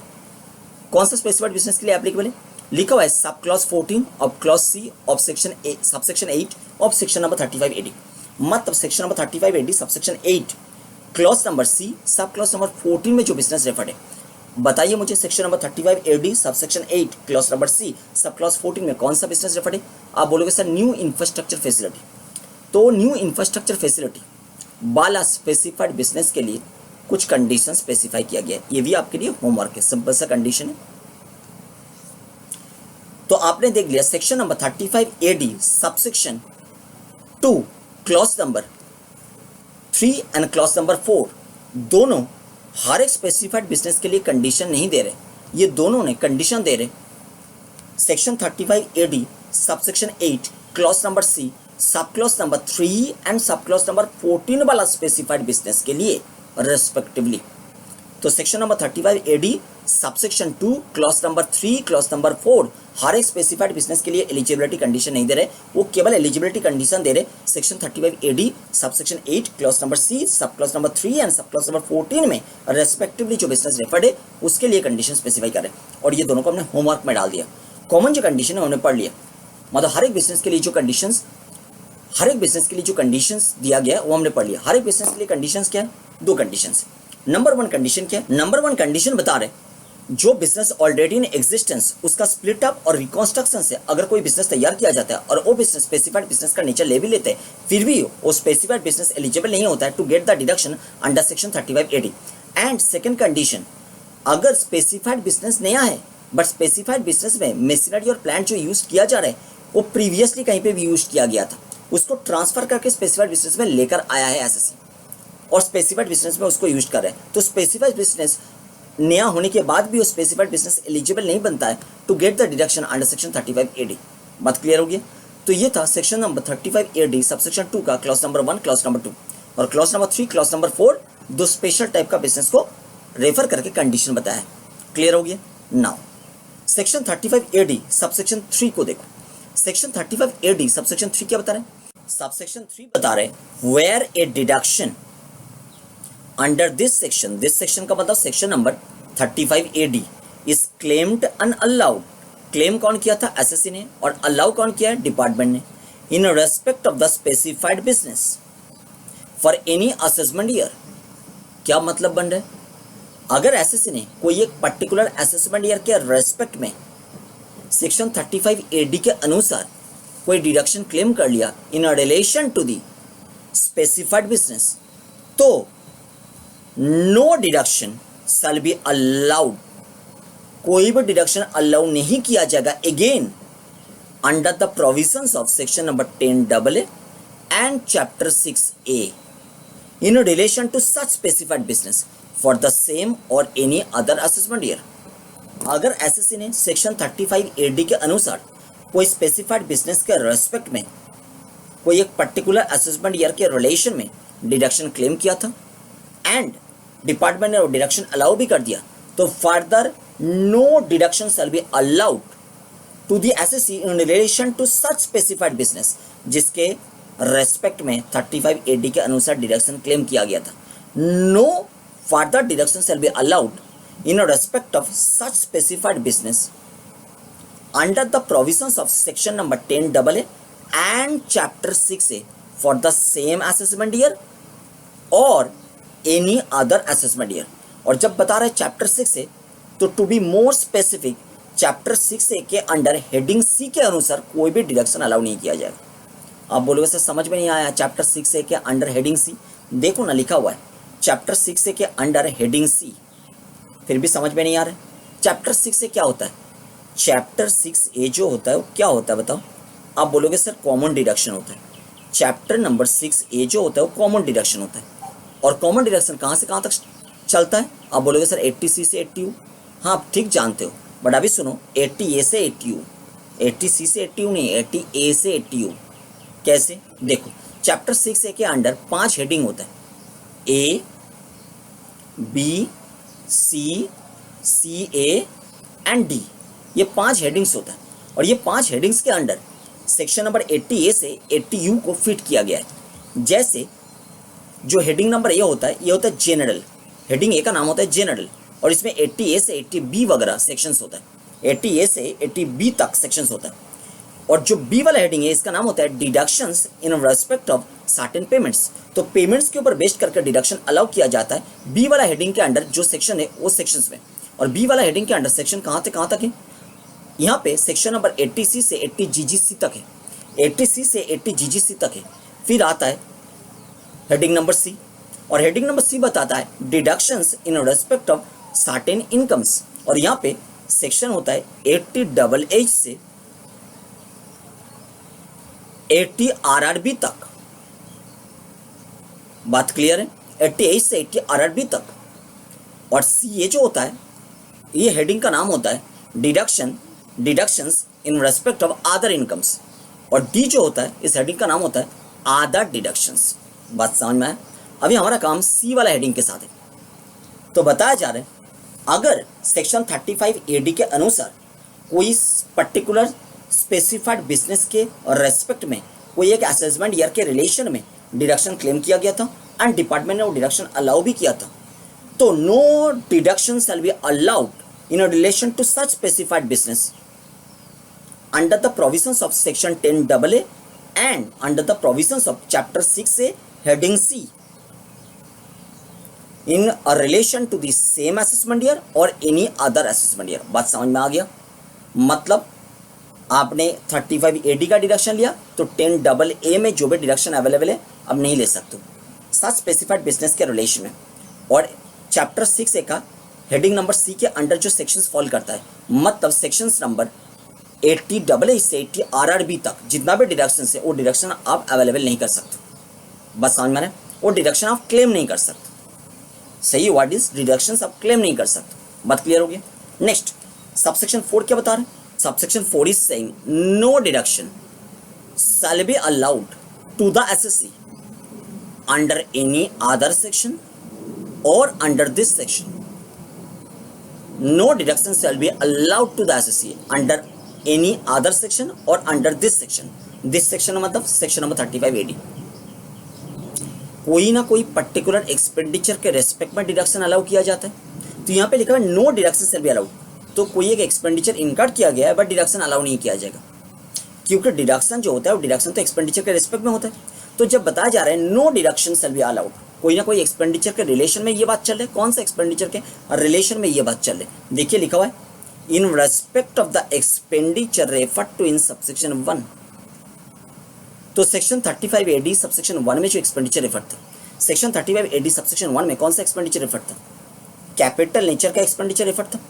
तो जो कैपिटल नेचर का एक्सपेंडिचर के रेस्पेक्ट में सेक्शन 35AD सबसेक्शन 1 के अनुसार 100% डिडक्शन क्लेम कर लिया गया था in relation to a specified business and department ने वो डिडक्शन अलाउ भी कर दिया था। सेम एक्सपेंडिचर के रेस्पेक्ट में कोई भी डिडक्शन अलाउ नहीं किया जाएगा under the section number 35AD और अंडर एनी अदर सेक्शन। एक बार एक्सपेंडिचर के रेस्पेक्ट में आपने डिडक्शन क्लेम कर लिया, डिपार्टमेंट ने अलाउ कर दिया, बात खत्म हो गया। सेम एक्सपेंडिचर के रेस्पेक्ट में अगेन डिडक्शन नहीं मिलेगा under this section in any other previous year or under any other section in any previous year. देखिए लिखा है under any other section in any previous year, under this section in any other previous year. तो जो expenditure के respect में deduction allow कर दिया गया है वही एक्सपेंडिचर के रेस्पेक्ट में फिर से 35AD के अनुसार आप डिडक्शन क्लेम नहीं कर सकते इन एनी अदर प्रीवियस ईयर। एक पर्टिकुलर प्रीवियस ईयर में आपने एक्सपेंडिचर के रेस्पेक्ट में डिडक्शन क्लेम किया एंड डिपार्टमेंट ने अलाउ किया, तो सेम एक्सपेंडिचर के रेस्पेक्ट में आप फिर से सेक्शन 35AD के अनुसार दूसरा कोई प्रीवियस ईयर में डिडक्शन क्लेम नहीं कर सकते एंड मतलब क्लेम करने में अलाउ नहीं किया जाएगा। क्लियर? और दूसरा, अगर दूसरा कोई सेक्शन का हिसाब से आप कोई भी प्रीवियस ईयर में डिडक्शन क्लेम करना चाहते हो तो आपको अलाउ नहीं किया जाए। बात क्लियर होगी। सेक्शन नंबर 35AD सबसेक्शन 4 तक डिस्कशन हमने कंप्लीट किया है। अभी हम लोग section number 35AD subsection 7A को डिस्कस करेंगे एंड नेक्स्ट 7B को डिस्कस करेंगे। तो चलिए सेक्शन 35AD सबसेक्शन 7A का डिस्कशन स्टार्ट करते हैं। Section number 35AD subsection 7A क्या बात कर रहे हैं? Subsection 7A is saying any asset in respect of which a deduction is claimed and allowed under this section, मतलब सेक्शन नंबर 35 AD।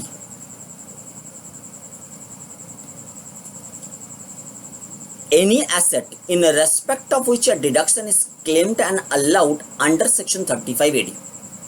तो कोई एक पर्टिकुलर एसेट के रेस्पेक्ट में डिडक्शन क्लेम्ड किया गया था एंड डिडक्शन अलाउड भी किया गया है as per section 35 AD।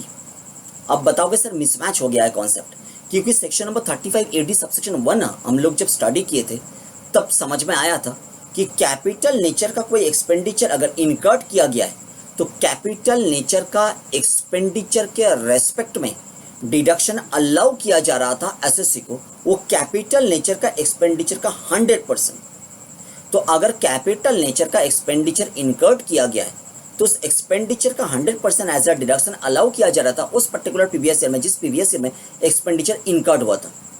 But आप यहाँ पे बता रहे हो deduction in respect of asset, asset के रेस्पेक्ट में डिडक्शन, डिडक्शन तो होता है एक्सपेंडिचर के रेस्पेक्ट में, आपने एसेट के रेस्पेक्ट में डिडक्शन बता रहे हो, मैटर तो सेम ही है ना, एक ही तो है।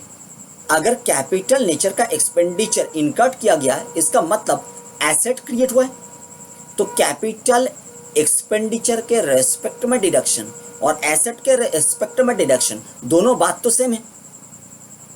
कैपिटल नेचर का एक्सपेंडिचर इनकर्ड किया गया है इसलिए कैपिटल नेचर का एक्सपेंडिचर का 100% एज अ डिडक्शन अलाउ किया जा रहा है, और कैपिटल नेचर का एक्सपेंडिचर इनकर्ड करने में एसेट क्रिएट हुआ है और एसेट के रेस्पेक्ट में डिडक्शन अलाउ किया जा रहा है। मैटर तो बिल्कुल सेम है, बात समझ में आ रहा है।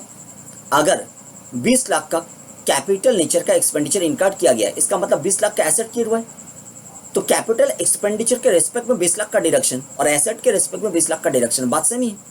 इसलिए लिखा हुआ है any asset in respect of which a deduction is claimed and allowed as per section 35 AD, वो एसेट को यूज करना पड़ेगा। यहाँ पे एसएससी के ऊपर बेसिकली लॉक इन पीरियड का रेस्ट्रिक्शन डाला जा रहा है, इसलिए एसेट के रेफरेंस में बात चल रहा है, एक्सपेंडिचर के रेस्पेक्ट में बात नहीं चल रहा है, एसेट के रेस्पेक्ट में बात चल रहा है। मैटर सेम ही है, बट एसेट को यहाँ पे कोट इसलिए किया गया है क्योंकि वो एसेट को लॉक इन पीरियड में डाला जा रहा है। एसेट को पर्टिकुलर कुछ प्रीवियस ईयर के लिए यूज करना पड़ेगा स्पेसिफाइड बिजनेस पर्पस में 8 साल के लिए, वो हम आगे जाके देख लेंगे। चलिए देखते हैं। Any asset shall be used, कौन सा asset, in respect of which a deduction is claimed and allowed under section 35 AD, that asset shall be used only for the specified business. वो एसेट को स्पेसिफाइड बिजनेस में ही use करना पड़ेगा क्योंकि specified business का PGP income computation में उस asset के रेस्पेक्ट में डिडक्शन अलाउ किया गया था, क्लियर, इसलिए उसको स्पेसिफाइड बिजनेस में ही यूज करना पड़ेगा। बट हाउ मेनी ईयर्स, लिखा हुआ है for a period of 8 years, 8 साल तक उसको यूज करना पड़ेगा। बट 8 साल कहां से स्टार्ट हो रहे हैं, लिखा है beginning with the previous year in which asset is acquired और कंस्ट्रक्टेड। जिस पर्टिकुलर प्रीवियस ईयर में एसेट एक्वायर्ड और कंस्ट्रक्टेड हुआ है, मतलब जिस पर्टिकुलर प्रीवियस ईयर में कैपिटल एक्सपेंडिचर इनकर्ड हुआ है वही प्रीवियस ईयर में कैपिटल एसेट एक्वायर्ड और कंस्ट्रक्टेड हुआ है। तो जिस पर्टिकुलर प्रीवियस ईयर में कैपिटल एसेट एक्वायर्ड और कंस्ट्रक्टेड हुआ है उस पर्टिकुलर प्रीवियस ईयर को लेकर 8 साल यूज करना पड़ेगा। बात यहाँ क्लियर है। तो सेक्शन 35 AD सबसेक्शन 7A हमने डिस्कस कर लिया। आपके माइंड में क्वेश्चन आ रहा है सर अगर 8 साल यूज नहीं करेंगे तो क्या होगा, 8 साल के अंदर अगर उसको स्पेसिफाइड बिजनेस से उठा के कोई भी पर्पस में यूज करना स्टार्ट कर देंगे तो क्या होगा, पेनल्टी क्या होगा। हाँ, कॉन्सिक्वेंस के बारे में लिखा हुआ है सेक्शन 35 AD सबसेक्शन 7B में। आइए सेक्शन 35 AD सबसेक्शन 7B क्या बात कर रहे हैं, where any asset in respect of which a deduction is claimed and allowed under this section 35 AD। तो भाषा बिल्कुल सेम है 7A जैसे ये 7B का।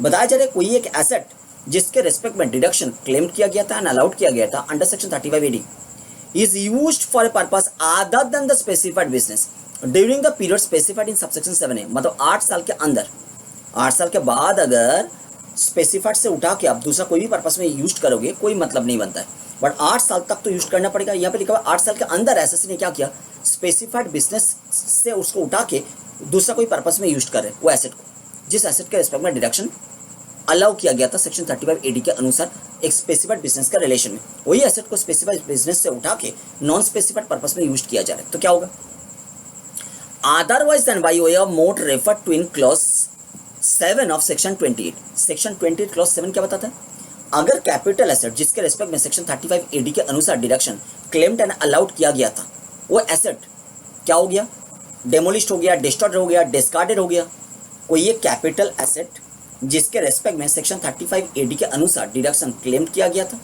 एंड डिडक्शन अलाउड भी किया गया था, वो एसेट अगर डेमोलिश्ड हो जाता है, डिस्ट्रॉयड हो जाता है, डिस्कार्डेड हो जाता है, वो एसेट के रेस्पेक्ट में एनी सम रिसिप्ट और रिसीवेबल होता है, वेदर इन कैश और इन काइंड, वो सम को सेक्शन 28 क्लॉज 7 के थ्रू पीजीबीपी का इनकम बनाया जाता है।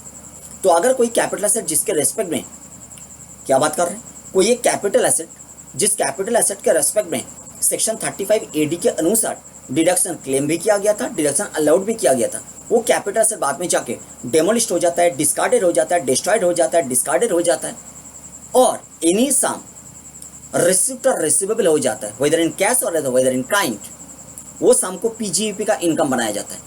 तो वो एंगल को छोड़ दो, जो एंगल 28(7) के थ्रू इनकम बन जाता है, वो एंगल को हटा दो, वो एंगल को छोड़ के डिस्कशन चल रहा है।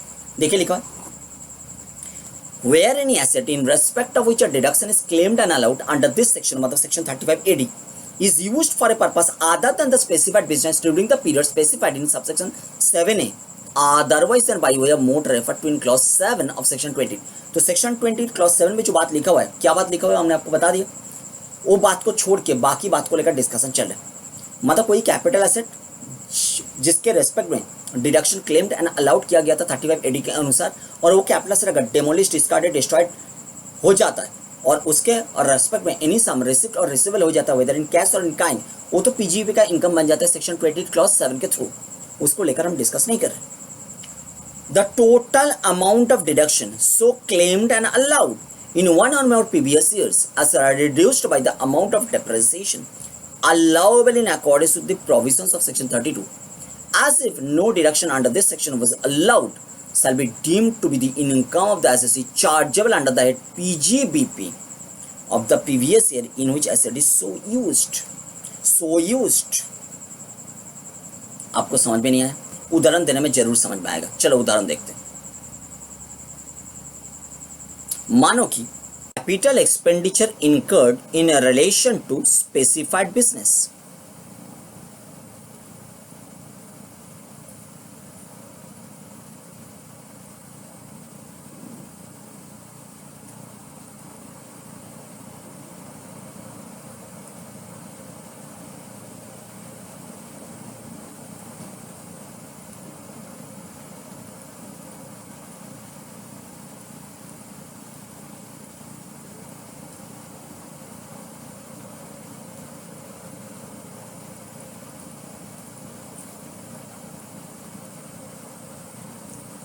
बट ये कैपिटल एक्सपेंडिचर कब इनकार्ड किया गया? In the previous year 1920।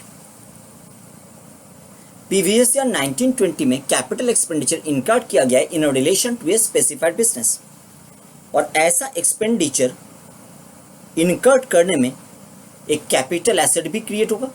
इसका मतलब कैपिटल एसेट एक्वायर्ड और कंस्ट्रक्टेड किया गया है 1920 प्रीवियस ईयर में। Capital asset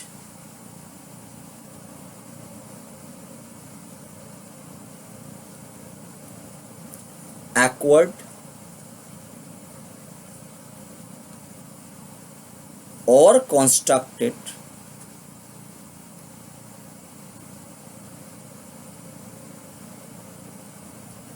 in the previous year 1920। बात क्लियर है? और इसका क्वांटम हम आपको बता रहे हैं ₹20 लाख। मतलब 20 लाख का कैपिटल एक्सपेंडिचर इनकार्ड हुआ है तो 20 लाख का कैपिटल एसेट क्रिएट हुआ है। मतलब कैपिटल एसेट एक्वायर्ड और constructed amounting to ₹20 lakh by way of incurring capital expenditure. और ऐसा होने में सेक्शन 35 एडी का डिडक्शन मिलना चाहिए, तो एसएससी ने डिडक्शन क्लेम किया था और डिडक्शन एसएससी को अलाउ भी हो गया था। तो हम लिख रहे हैं deduction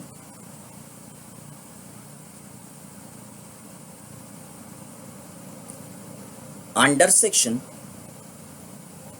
35 AD subsection 1 is claimed and allowed. Clear? तो डिडक्शन क्लेम्ड भी हो गया और अलाउड भी हो गया 1920 पीवीएस ईयर में। कौन सा पीवीएस ईयर में? PVS year 1920। इसका मतलब एसएससी के ऊपर रेस्ट्रिक्शन इंपोज हो गया लॉक इन पीरियड का। और लॉक इन पीरियड का रेस्ट्रिक्शन क्या है? जिस पर्टिकुलर पीवीएस ईयर में कैपिटल एसेट एक्वायर और कंस्ट्रक्टेड किया गया है, वहां से 8 साल तक एसेट को स्पेसिफाइड बिजनेस में यूज करना है। मतलब asset must be used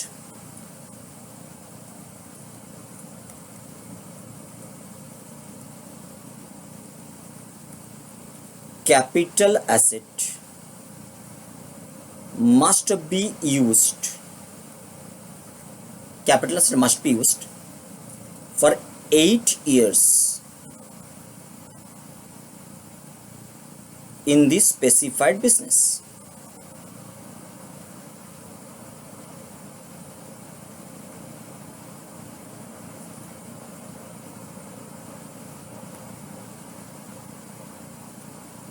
clear? मतलब from 1920 previous year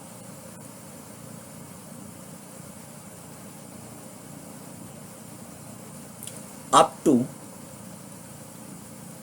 previous year 2026-27 capital asset को यूज करना था स्पेसिफाइड बिजनेस में। बट मान लीजिए 2021 प्रीवियस ईयर में एसएससी ने वो कैपिटल एसेट को स्पेसिफाइड बिजनेस से उठा के नॉन स्पेसिफाइड बिजनेस में यूज करना स्टार्ट कर दिया, तो क्या होगा? अब बोलोगे सर 7B का कॉन्सिक्वेंस फॉलो होगा। हाँ, 7B का कॉन्सिक्वेंस क्या है वो समझना है।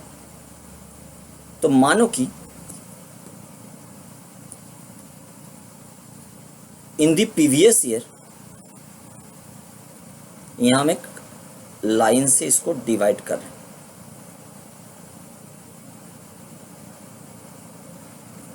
In the previous year,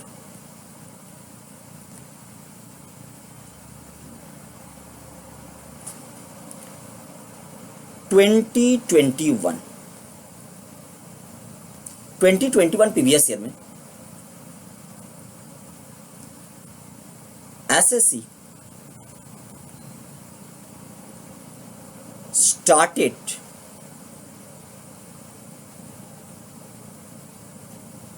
previous year में SSC started to use said capital asset in respect of which deduction is claimed and allowed under section 35 AD in the previous year 1920. Clear? वो हम नहीं लिख रहे, अब जानते ही हो। तो SSC started to use said capital asset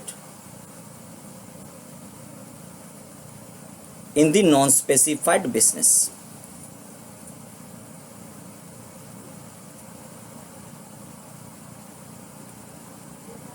तो कॉन्सिक्वेंस क्या हो रहा है? कॉन्सिक्वेंस क्या होने वाला है? Section 35 AD 7B, section 35 AD subsection 7B बता रहे कि जो डिडक्शन, अच्छा आप नॉर्मली पहले बताओ, अगर आपको 20 लाख का डिडक्शन अलाउ कर दिया गया है और आपको कंडीशन स्पेसिफाई कर दिया गया कि आप वो एसेट को 8 साल तक स्पेसिफाइड बिजनेस में यूज करोगे, बट आपने कंडीशन तोड़ दिया, तो क्या होगा? वो 20 लाख का जो डिडक्शन अलाउ कर दिया गया था वो डिसअलाउ हो जाना चाहिए, मतलब वो आपका इनकम बन जाना चाहिए। 20 लाख का डिडक्शन आपने क्लेम कर लिया, मतलब 20 लाख का इनकम आपने कम दिखाया 1920 में, तो उसके रेस्पेक्ट में आपने टैक्स भी कम पे किया।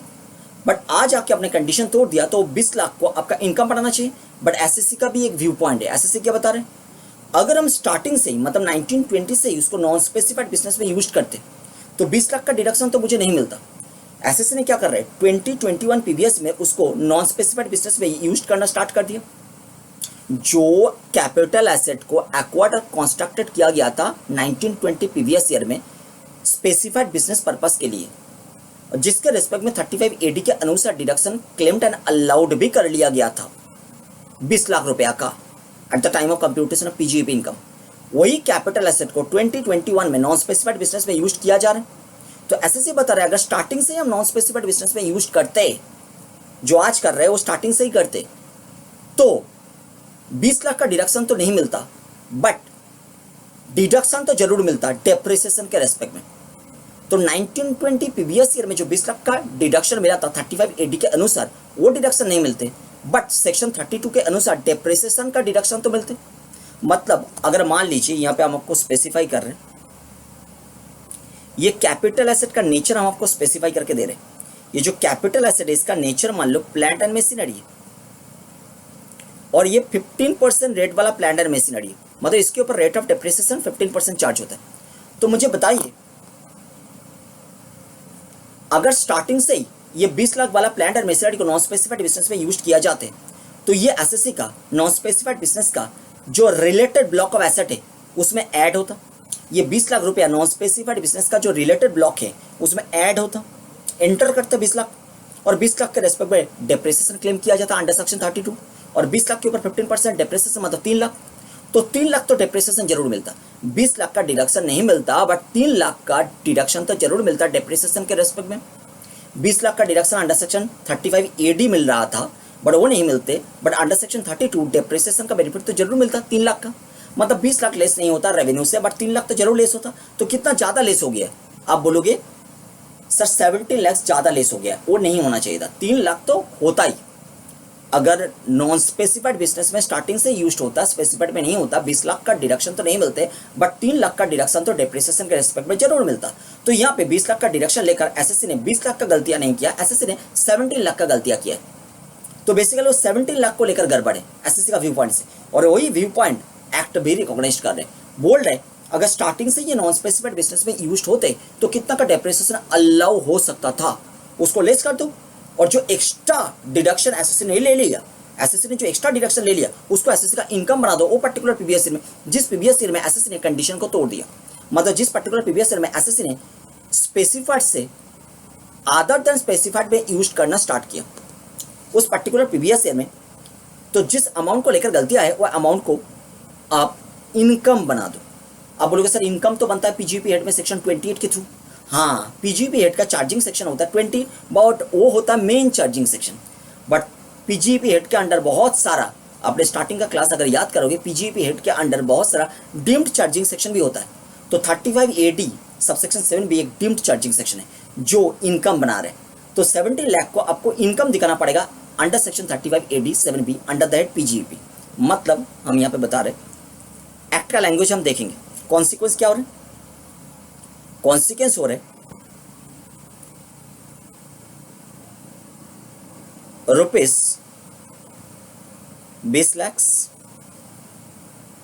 माइनस 3 लाख, जो स्टार्टिंग से नॉन स्पेसिफाइड में करने में हर साल मिलता था, यहाँ पे एक ही साल यूज किया गया तो एक साल के डेप्रिसिएशन ले रहे हैं, क्योंकि 2021 में तो नॉन स्पेसिफाइड में आई है, तो उसके रिस्पेक्ट में तो डेप्रिसिएशन उनको मिलेगा ही 2021 में, उसको लेकर बात नहीं चल रही। क्लियर? तो एक साल उन्होंने स्पेसिफाइड में यूज किया, तो स्पेसिफाइड में यूज ना करके अगर उस साल भी नॉन स्पेसिफाइड में यूज करता तो डेप्रिसिएशन मिलता 3 लाख का। मतलब 20 लाख का डिडक्शन उन्होंने ले लिया, 20 लाख का डिडक्शन नहीं मिलना चाहिए था, बट 3 लाख तो मिलना ही चाहिए, तो एक्स्ट्रा कितना डिडक्शन उन्होंने ले लिया, एक्स्ट्रा 70 लाख का डिडक्शन ले लिया। मतलब 70 लाख उन्होंने रेवेन्यू को कम दिखाया, अभी वही 70 लाख रेवेन्यू बनाना पड़ेगा। क्लियर? तो हम लिख रहे हैं यहाँ पे 70 lakh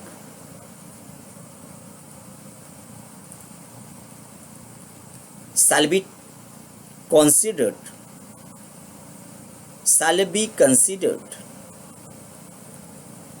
as PGBP income, shall be considered as income under the head PGBP,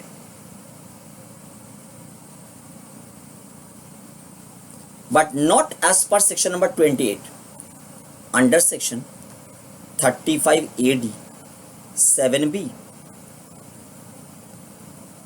बात यहां तक क्लियर है? देखिए एक्ट इसको कैसे रिकॉग्नाइज कर रहे हैं, एक्ट का लैंग्वेज का ऑब्जर्व कीजिए, क्या लिखा हुआ, where any asset in respect of which a deduction is claimed and allowed under this section। मतलब वो 20 लाख के अगेंस्ट में डिडक्शन क्लेम कर लिया एसएससी ने, एज पर सेक्शन 35 AD और एसएससी को 20 लाख का डिडक्शन अलाउ भी कर दिया गया है। Is use for purpose other than the specified business during the period specified in subsection 7A। Clear. यहाँ पे जो अदरवाइज एंड वाई या mode refer to in clause 7 of section 28, ये तो हमने बता दिया कि अगर कोई एक कैपिटल एसेट जिसके रेस्पेक्ट में डिडक्शन 35 AD के अनुसार अलाउ कर दिया गया था, वही एसेट डैमेज, डिस्ट्रॉयड, डिस्कार्डेड हो रहे, डेमोलिश्ड हो रहे, और कोई एक अमाउंट और रिसिप्ट और रिसीवेबल है, वेदर इन कैश और इन काइंड, कहाँ से? बेसिकली इंश्योरेंस कंपनी से रिसिप्ट और रिसीवेबल है, तो रिसिप्ट और रिसीवेबल अमाउंट को सेक्शन 28 क्लॉज 7 के थ्रू पीजीपी हेड का इनकम बनाना पड़ता है। उसको लेकर यहाँ डिस्कशन नहीं चल रहा, उसको हटा के डिस्कशन चल रहा है। क्लियर। तो कोई एक कैपिटल एसेट जिसके रेस्पेक्ट में 35 AD के अनुसार डिडक्शन क्लेम कर लिया गया था एंड अलाउ भी कर दिया गया है, बट वही एसेट को 35 AD का जो लॉक इन पीरियड था, वो लॉक इन पीरियड के अंडर ही नॉन स्पेसिफाइड पर्पस के लिए यूज किया जा रहा है, तो क्या होगा? The total amount of deduction so claimed and allowed, मतलब 20 lakh in one or more previous years as reduced by the amount of depreciation allowable in accordance with the provision of section number 32 as if no deduction under this section was allowed। मतलब 3 लाख को लेकर बात चल रही। तो अगर starting से ही वो स्पेसिफाइड में यूज नहीं होते तो 35 AD का बेनिफिट उनको नहीं मिलते, तब डेप्रिसिएशन का बेनिफिट मिलते, मतलब 32 का बेनिफिट मिलते। तो मान लो वो स्टार्टिंग से ही नॉन स्पेसिफाइड पे यूज हो रहे, तो कितना का उसको बेनिफिट मिलता? उतना अमाउंट से रिड्यूस कर दो, जितना का deduction already claimed and allowed हो गया है वो अमाउंट से लेस कर दो, जितना डेप्रिसिएशन उसको मिलना चाहिए था अगर स्टार्टिंग से ही नॉन स्पेसिफाइड में यूज होता तो हमारा केस में 1 साल ही तो स्पेसिफाइड में यूज हुआ है, और 1 साल अगर स्पेसिफाइड में यूज ना हुआ, नॉन स्पेसिफाइड में ही यूज होते तो 3 लाख का डेप्रिसिएशन मिलता था, तो 3 लाख को लेस कर दो। लिखा हुआ था एज रिड्यूस्ड, तो लेस करना पड़ेगा, तो 3 लाख को लेस करो। लेस करने के बाद जो रिमेनिंग फिगर रहेगा, मतलब 17 lakh, shall be deemed to be the income of the assessee. मतलब ये हो गया deemed charging section, 35 AD 7B हो गया deemed charging section. Shall be deemed to be the income of the assessee chargeable under the head PGBP of the previous year in which asset is so used. मतलब 2021 previous year, जिस previous year में asset को non specified business में use किया जा रहा है, start हुआ है यूज करना, उस प्रीवियस ईयर में पीजीपी का इनकम बनाना पड़ेगा 70 लाख को। बात यहाँ तक क्लियर होगी। यहाँ पे एक क्वेश्चन आपके माइंड में फिर भी रह गया है, वो क्वेश्चन क्या है? सर इस बार तो नॉन स्पेसिफाइड में एंटर कर गया, तो नॉन स्पेसिफाइड में वो कितना वैल्यू से एंटर कर रहे हैं? क्योंकि उसके ऊपर अगेन डेप्रिसिएशन चार्ज करना है आगे का साल में, तो नॉन स्पेसिफाइड बिजनेस में वो कितना वैल्यू से एंटर कर रहे हैं। एंड फॉर दिस पर्पस आपको स्टडी करना पड़ेगा section number 43 of the income tax act 1961। Section number 43 of the income tax act 1961 basically define करता है सर्टेन टर्म्स को for the purpose of PGBP chapter. Section 43 clause 1 actual cost word को define करता है। Section 43 clause 1 के under 13 explanations provide किया गया है, और उसमें से 13th नंबर एक्सप्लेनेशन जो है वो आपका आंसर प्रोवाइड कर रहे हैं। मतलब लॉ का लैंग्वेज से अगर बोलेंगे तो explanation number 13 to section 43 clause 1 आपका आंसर प्रोवाइड कर रहे हैं। आपका क्वेश्चन क्या था? आपका क्वेश्चन था जब एक कैपिटल एसेट स्पेसिफाइड बिजनेस से नॉन स्पेसिफाइड बिजनेस में ट्रांसफर हो रहे, नॉन स्पेसिफाइड बिजनेस का जो रिलेटेड ब्लॉक ऑफ एसेट है उसमें एंटर करेगा तो कितना एक्चुअल कॉस्ट से एंटर करेगा, क्योंकि उसके ऊपर भी आगे जाकर डेप्रिसिएशन क्लेम करने, वो भी बिजनेस में यूज होगा तो उसके ऊपर भी डेप्रिसिएशन मिलना चाहिए, तो कितना एक्चुअल कॉस्ट से वो एंटर करेगा नॉन स्पेसिफाइड बिजनेस का रिलेटेड ब्लॉक ऑफ एसेट में। यही आपका क्वेश्चन था। आंसर सुनिए, सेक्शन नंबर 43 क्लॉज 1 का एक्सप्लेनेशन नंबर 13, मतलब लॉ का लैंग्वेज से explanation number 13 to section number 43 clause 1 बता रहे अगर कोई कैपिटल एसेट कोई एक स्पेसिफाइड बिजनेस का रिलेशन में एक्वायर्ड और कंस्ट्रक्टेड किया गया है कोई एक पर्टिकुलर प्रीवियस ईयर में, एंड उस पर्टिकुलर प्रीवियस ईयर में उस एसेट के रेस्पेक्ट में सेक्शन 35 AD के अनुसार डिडक्शन क्लेम किया गया था एंड डिडक्शन अलाउ भी कर दिया गया है, और वही कैपिटल एसेट को स्पेसिफाइड बिजनेस से नॉन स्पेसिफाइड बिजनेस में ट्रांसफर किया जा रहा है, चाहे 8 साल के अंदर चाहे 8 साल के बाहर, विद इन 8 ईयर्स ट्रांसफर किया जा रहा है, नहीं तो आफ्टर 8 ईयर्स ट्रांसफर किया जा रहा है। दोनों में जो नॉन स्पेसिफाइड बिजनेस का रिलेटेड ब्लॉक ऑफ एसेट है उसमें वो पर्टिकुलर कैपिटल एसेट एंटर करेगा तो उसका एक्चुअल कॉस्ट क्या माना जाएगा, इसका 2 आंसर है। मतलब जब स्पेसिफाइड से नॉन स्पेसिफाइड में ट्रांसफर हो रहा है, नॉन स्पेसिफाइड का रिलेटेड ब्लॉक ऑफ एसेट में वो कैपिटल एसेट ऐड किया जा रहा है, कितना एक्चुअल कॉस्ट से वो ऐड होगा, इसका 2 आंसर है। अगर विद इन 8 ईयर्स ट्रांसफर किया जा रहा है तो अलग आंसर, आफ्टर 8 ईयर्स ट्रांसफर किया जा रहा है तो अलग आंसर। दोनों का answer explanation number 13 to section 43 clause 1 में दिया गया। If capital asset is transferred after 8 years, 8 years हम कहां से काउंट कर रहे हैं? आप सब लोग जानते हो 8 ईयर्स काउंट हो रहे हैं beginning with the previous year in which capital asset was acquired और कंस्ट्रक्टेड। तो जिस साल में कैपिटल एसेट एक्वायर्ड और कंस्ट्रक्टेड किया गया था स्पेसिफाइड बिजनेस के रिलेशन में, वहां से 8 साल तक कैपिटल एसेट को यूज करना था स्पेसिफाइड बिजनेस में। अगर 8 साल यूज हो गया है तो there is no regulatory problem. Deduction allow किया गया था और आपको कंडीशन दिया गया था 8 साल स्पेसिफाइड में यूज करना है, आपने यूज किया है, फिर स्पेसिफाइड से नॉन स्पेसिफाइड में आ रहे हैं तो there is no regulatory problem. इसलिए जो नॉन स्पेसिफाइड में जब एंटर करेगा, नॉन स्पेसिफाइड बिजनेस का जो रिलेटेड ब्लॉक ऑफ एसेट है, वो ब्लॉक ऑफ एसेट में वो एसेट एंटर करेगा और उसका एक्चुअल कॉस्ट नील माना जाएगा। तो नील एक्चुअल कॉस्ट से वो एंटर करेगा नॉन स्पेसिफाइड बिजनेस का रिलेटेड ब्लॉक ऑफ एसेट में। बात समझ में आ रहा है? मतलब आगे जाके उसके ऊपर कोई भी डिप्रिसिएशन नहीं मिलेगा। हाँ, मिलना नहीं चाहिए क्योंकि पूरा 20 लाख तो ऑलरेडी राइट ऑफ हो गया है। 20 लाख कैपिटल एसेट का कॉस्ट था और वो पूरा 20 लाख राइट ऑफ हो चुका है, तो फिर क्यों डिप्रिसिएशन मिलेगा? इसलिए जीरो एक्चुअल कॉस्ट से, नील एक्चुअल कॉस्ट से एंटर करेगा। क्लियर? बट अगर विद इन 8 ईयर्स ट्रांसफर किया जा रहा है, आपने जो एग्जांपल देखा था सेक्शन नंबर 35 AD 7B के लिए, वही एग्जांपल यहाँ फिट हो जाएगा। एग्जांपल क्या था? 20 लाख रुपए का कैपिटल एसेट को एक्वायर्ड और कंस्ट्रक्टेड किया गया था in relation to a specified business in the previous year 1920, और 1920 प्रीवियस ईयर में उस कैपिटल एसेट के रेस्पेक्ट में सेक्शन नंबर 35 AD के अनुसार डिडक्शन अलाउ भी कर दिया गया था उस स्पेसिफाइड बिजनेस का रिलेशन में। नाउ अभी एसएससी के ऊपर रेस्ट्रिक्शन इंपोज किया गया था कि एसएससी को 1920 प्रीवियस ईयर से 8 साल तक वो पर्टिकुलर कैपिटल एसेट को स्पेसिफाइड बिजनेस में यूज करना है, बट एसएससी ने 1 साल बाद उसको स्पेसिफाइड से ट्रांसफर करके नॉन स्पेसिफाइड में लेकर आया था।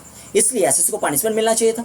और सेक्शन नंबर 35 AD 7B क्या बता रहे थे और एसएससी क्या लॉजिक दे रहे थे? एसएससी बता रहे थे कि देखिए 20 लाख के रेस्पेक्ट में मुझे पनिशमेंट नहीं मिलना चाहिए क्योंकि मैंने 20 लाख का डिडक्शन ले लिया था, पर पूरा 20 लाख का गलतियां नहीं किया है। क्योंकि अगर शुरू से ही वो कैपिटल एसेट को हम नॉन स्पेसिफाइड बिजनेस में यूज करते तो उसके रेस्पेक्ट में मुझे डिडक्शन मिलना चाहिए था एज अ डेप्रिसिएशन, और वो 20 लाख के ऊपर 15% मतलब 3 लाख का डिडक्शन तो मुझे मिलना चाहिए था। मैंने 20 लाख का डिडक्शन ले लिया, मतलब मैंने एक्स्ट्रा डिडक्शन ले लिया 17 लाख का, तो गलतियां तो 17 लाख का हुआ है, तो 17 लाख का पनिशमेंट दो। इसका मतलब क्या है? 17 लाख का ज्यादा डिडक्शन एसएससी ने ले लिया था 1920 प्रीवियस ईयर में, तो 1920 प्रीवियस ईयर का पीजीपी इनकम 17 लाख कम हो गया था। अभी 2021 प्रीवियस ईयर में एसएससी स्पेसिफाइड से नॉन स्पेसिफाइड में कैपिटल एसेट को यूज करना स्टार्ट किया, इसलिए 2021 प्रीवियस ईयर में वो 17 लाख को एसएससी का पीजीबीपी इनकम बना दो। यही तो था सेक्शन नंबर 35 AD 7B का सॉल्यूशन। नाउ अभी explanation number 13 to section number 43 clause 1 भी यही बता रहे हैं। क्या बता रहे हैं? बता रहे वो 17 लाख को ही एक्चुअल कॉस्ट मान लो वो ट्रांसफर्ड एसेट का, मतलब जो एसेट स्पेसिफाइड से नॉन स्पेसिफाइड में ट्रांसफर हो रहे हैं, तो नॉन स्पेसिफाइड का जो रिलेटेड ब्लॉक ऑफ एसेट है उसमें वो एसेट एंटर कर रहे हैं, उसका एक्चुअल कॉस्ट 17 लाख मान लो इस उदाहरण के लिए। मतलब अगर यूनिवर्सली बताएंगे तो क्या होने वाला है? सेक्शन नंबर 35 AD 7B में जो आपने सॉल्यूशन निकाला था वही माना जाएगा actual cost of the transferred asset, जो एसेट को स्पेसिफाइड से नॉन स्पेसिफाइड में ट्रांसफर किया जा रहा है विद इन 8 ईयर्स। बात समझ में आ रहा है? क्योंकि आप सोच के देखो कोई एक पर्टिकुलर कैपिटल एसेट जिसके रेस्पेक्ट में स्पेसिफाइड बिजनेस वाला एसेट को in relation to that specified business capital asset का 100% as a deduction under section 35 AD allow किया गया था, एंड स्पेसिफाइड बिजनेस वाला एसेट के ऊपर रेस्ट्रिक्शन भी इंपोज किया गया था कि स्पेसिफाइड बिजनेस वाला एसेट को वो पर्टिकुलर कैपिटल एसेट को वो पर्टिकुलर स्पेसिफाइड बिजनेस में 8 previous years beginning with the previous year in which capital asset was acquired और कंस्ट्रक्टेड यूज्ड करना है। बट एसएससी ने मान लीजिए ऐसे कंडीशंस तोड़ देते, एसएससी ने under section 35 AD capital asset का 100% एज अ डिडक्शन क्लेम तो कर लिया, बट कंडीशन फुलफिल नहीं किया। इसका मतलब उन्होंने जो डिडक्शन क्लेम किया वो डिडक्शन गलत हो गया, तो आपका हिसाब से एसएससी को पनिशमेंट मिलना चाहिए। एसएससी का भी लॉजिक है। फर्स्ट ऑफ ऑल सुनिए, एसएससी ने जो कैपिटल एक्सपेंडिचर इनकार्ड किया है, जो कैपिटल एक्सपेंडिचर है वही तो कैपिटल एसेट का एक्चुअल कॉस्ट है। जो कैपिटल एक्सपेंडिचर है वही तो कैपिटल एसेट का एक्चुअल कॉस्ट है। एक्चुअल कॉस्ट का मतलब क्या होता है? कितना अमाउंट पेड और payable for that capital asset, वही तो एक्चुअल कॉस्ट होता है। तो जितना कैपिटल एक्सपेंडिचर है वही तो एक्चुअल कॉस्ट है कैपिटल एसेट का।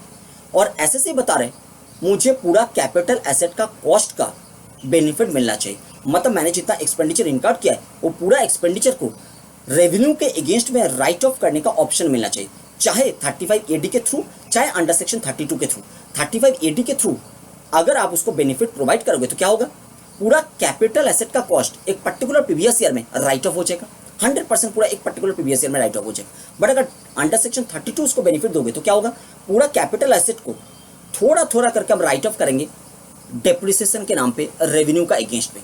बात वही है, कैपिटल एसेट का कॉस्ट राइट ऑफ होना चाहिए रेवेन्यू का अगेंस्ट में, चाहे अंडर सेक्शन 35AD के थ्रू, चाहे अंडर सेक्शन 32 के थ्रू, चाहे दूसरा कोई सेक्शन के थ्रू। एसएससी यही बता रहे हैं। अगर मान लीजिए एसएससी ने 7 साल एक पर्टिकुलर कैपिटल एसेट जिसके रेस्पेक्ट में 35AD के अनुसार डिडक्शन अलाउ किया गया था, मतलब कैपिटल एसेट का 100% अंडर सेक्शन 35AD अलाउ किया गया है, उसको 8 साल स्पेसिफाइड बिजनेस में यूज करना था। एसएससी ने 7 साल यूज किया और उसके बाद स्पेसिफाइड से नॉन स्पेसिफाइड में ट्रांसफर किया।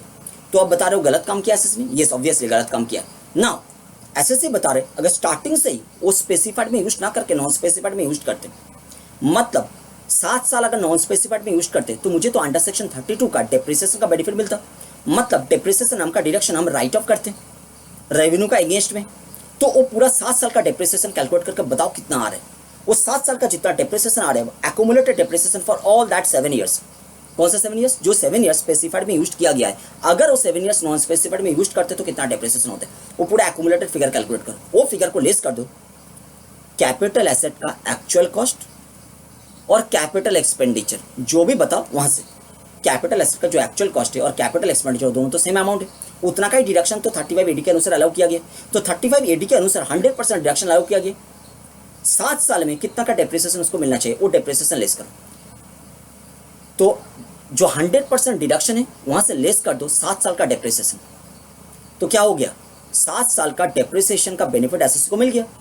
अभी जो रिमेनिंग फिगर रहेगा, मतलब 100% डिडक्शन से 7 साल का डेप्रिसिएशन लेस करने में जो रिमेनिंग फिगर रह जाएगा, वो रिमेनिंग फिगर का बेनिफिट अभी तक एसएससी को मिला नहीं, वो अनएग्जॉस्टेड है, उसी का बेनिफिट एसएससी को मिलना चाहिए। मतलब उतना ही अमाउंट डेप्रिसिएशन के रूप में नॉन स्पेसिफाइड बिजनेस में एसएससी को अलाउ किया जाना चाहिए। तो उतना अमाउंट से जो रिमेनिंग फिगर हमने कैलकुलेट किया, मतलब कैपिटल एक्सपेंडिचर और cost of the capital asset as the case may be, उस उतना अमाउंट से हमने लेस किया 7 साल का एक्यूमुलेटेड डेप्रिसिएशन। लेस करने में जो रिमेनिंग फिगर रहेगा, उतना फिगर बन जाएगा वो पर्टिकुलर कैपिटल एसेट का एक्चुअल कॉस्ट। मतलब जब स्पेसिफाइड से नॉन स्पेसिफाइड में ट्रांसफर हो रहे, नॉन स्पेसिफाइड का जो रिलेटेड ब्लॉक ऑफ एसेट है, नॉन स्पेसिफाइड बिजनेस का रिलेटेड ब्लॉक ऑफ एसेट में वो पर्टिकुलर एसेट ट्रांसफर होकर ऐड होगा, तो ऐड होने के टाइम में उसका एक्चुअल कॉस्ट क्या माना जाएगा, और रिमेनिंग फिगर को एक्चुअल कॉस्ट माना जाएगा। मतलब वही हो गया 35AD 7B में जो आंसर आता है वही आंसर आएगा explanation number 13 to section 43 clause 1 में। अगर 8 साल के अंदर ट्रांसफर किया गया, तो मैंने यहाँ पे एक एग्जाम्पल लिया, 7 साल स्पेसिफाइड में यूज किया गया, तो उसके रिस्पेक्ट में आपको समझाया। बात यहाँ तक क्लियर होगी? क्योंकि आपको याद रखना पड़ेगा कि पूरा कैपिटल एक्सपेंडिचर, मतलब cost of the capital asset revenue के अगेंस्ट में राइट ऑफ होना चाहिए। तो अगर 7 साल का बेनिफिट प्रोवाइड किया गया है, मतलब 100% डिडक्शन अलाउ किया गया था एसएससी को, आप बता रहे हो 100% डिडक्शन अलाउ करना गलत हो गया। एसएससी बता रहे हमने तो 7 साल स्पेसिफाइड में यूज किया, अगर वो 7 साल हम नॉन स्पेसिफाइड में यूज करते तो मुझे तो डेप्रिसिएशन मिलना चाहिए था। वो डेप्रिसिएशन कितना होता, वो लेस कर दो, तो रिमेनिंग जो फिगर है वो हमने एक्स्ट्रा बेनिफिट ले लिया। अभी वो एक्स्ट्रा बेनिफिट 35AD के अनुसार नहीं मिलना चाहिए, क्योंकि हमने स्पेसिफाइड में यूज नहीं किया, तो उसका बेनिफिट हम 32 के अनुसार नॉन स्पेसिफाइड में जब यूज करेंगे तब ले लेंगे। तो क्या हो जाएगा, 7 साल का बेनिफिट पहले ले लिया, अभी रिमेनिंग फिगर का बेनिफिट आगे का ईयर्स में ले लेंगे। बात समझ में आ रहा है? 7 साल का डेप्रिसिएशन का बेनिफिट पहले ले लिया, अभी जो रिमेनिंग फिगर होगा, मतलब जो एक्चुअल कॉस्ट बनेगा कैपिटल एसेट का, ट्रांसफर्ड कैपिटल एसेट का स्पेसिफाइड से नॉन स्पेसिफाइड में, वो एक्चुअल कॉस्ट को हम लोग डेप्रिसिएशन के रूप में नॉन स्पेसिफाइड बिजनेस में वो पर्टिकुलर एसेट को अलाउ कर देंगे। तो पूरा 100% एक्सपेंडिचर और 100% of capital 100% of the cost of capital asset allow हो जाएगा, राइट ऑफ हो जाएगा और रेवेन्यू का अगेंस्ट में। बात समझ में आए? यही लिखा हुआ है explanation number 13 to section number 43 clause 1 में। आइए एक बार आपको दिखाते हैं। आपको आना पड़ेगा सेक्शन नंबर 43 में पहले।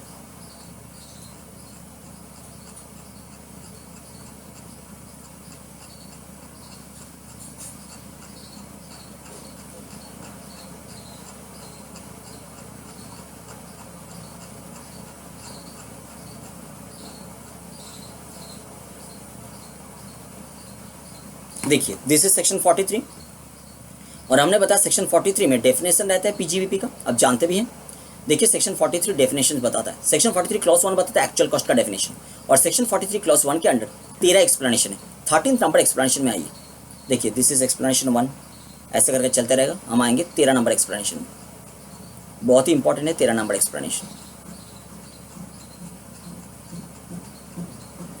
देखिए, दिस इज एक्सप्लेनेशन नंबर 13। क्या बता रहे हैं? The actual cost of any capital asset on which deduction has been allowed or is allowable to the assessee under section 35 AD shall be treated as nil. ये वो वाला capital asset को लेकर बात कर रहे हैं जो 8 साल बाद स्पेसिफाइड से नॉन स्पेसिफाइड में ट्रांसफर हुआ। आप बोलोगे सर पता कैसे चला? 8 ईयर्स तो यहाँ पे लिखा नहीं, आफ्टर 8 ईयर्स। आप क्यों एज्यूम कर रहे हो आफ्टर 8 ईयर्स? ये तो विद इन 8 ईयर्स भी हो सकता है। नहीं, क्योंकि विद इन 8 ईयर्स का जो फंडा है वो नीचे प्रोवाइसो में दिया गया है। इसका मतलब ये वाला फंडा आफ्टर 8 ईयर्स ट्रांसफर करने में एप्लीकेबल होता है। क्लियर? विद इन 8 ईयर्स वाला फंडा नीचे प्रोवाइसो में दिया गया है। एक्सप्लेनेशन नंबर 13 का एक प्रोवाइसो इंसर्ट किया गया था अमेंडमेंट के थ्रू। देखिए, फिनांस एक्ट 2017 ने इसको इंसर्ट किया था। Provided that where any capital asset in respect of which deduction or part of the deduction allowed under section 35 AD is deemed to be the income of the assessee in accordance with the provision of subsection 7B of the said section, ये तो आप जानते ही थे, वही amount को माना जाएगा क्या?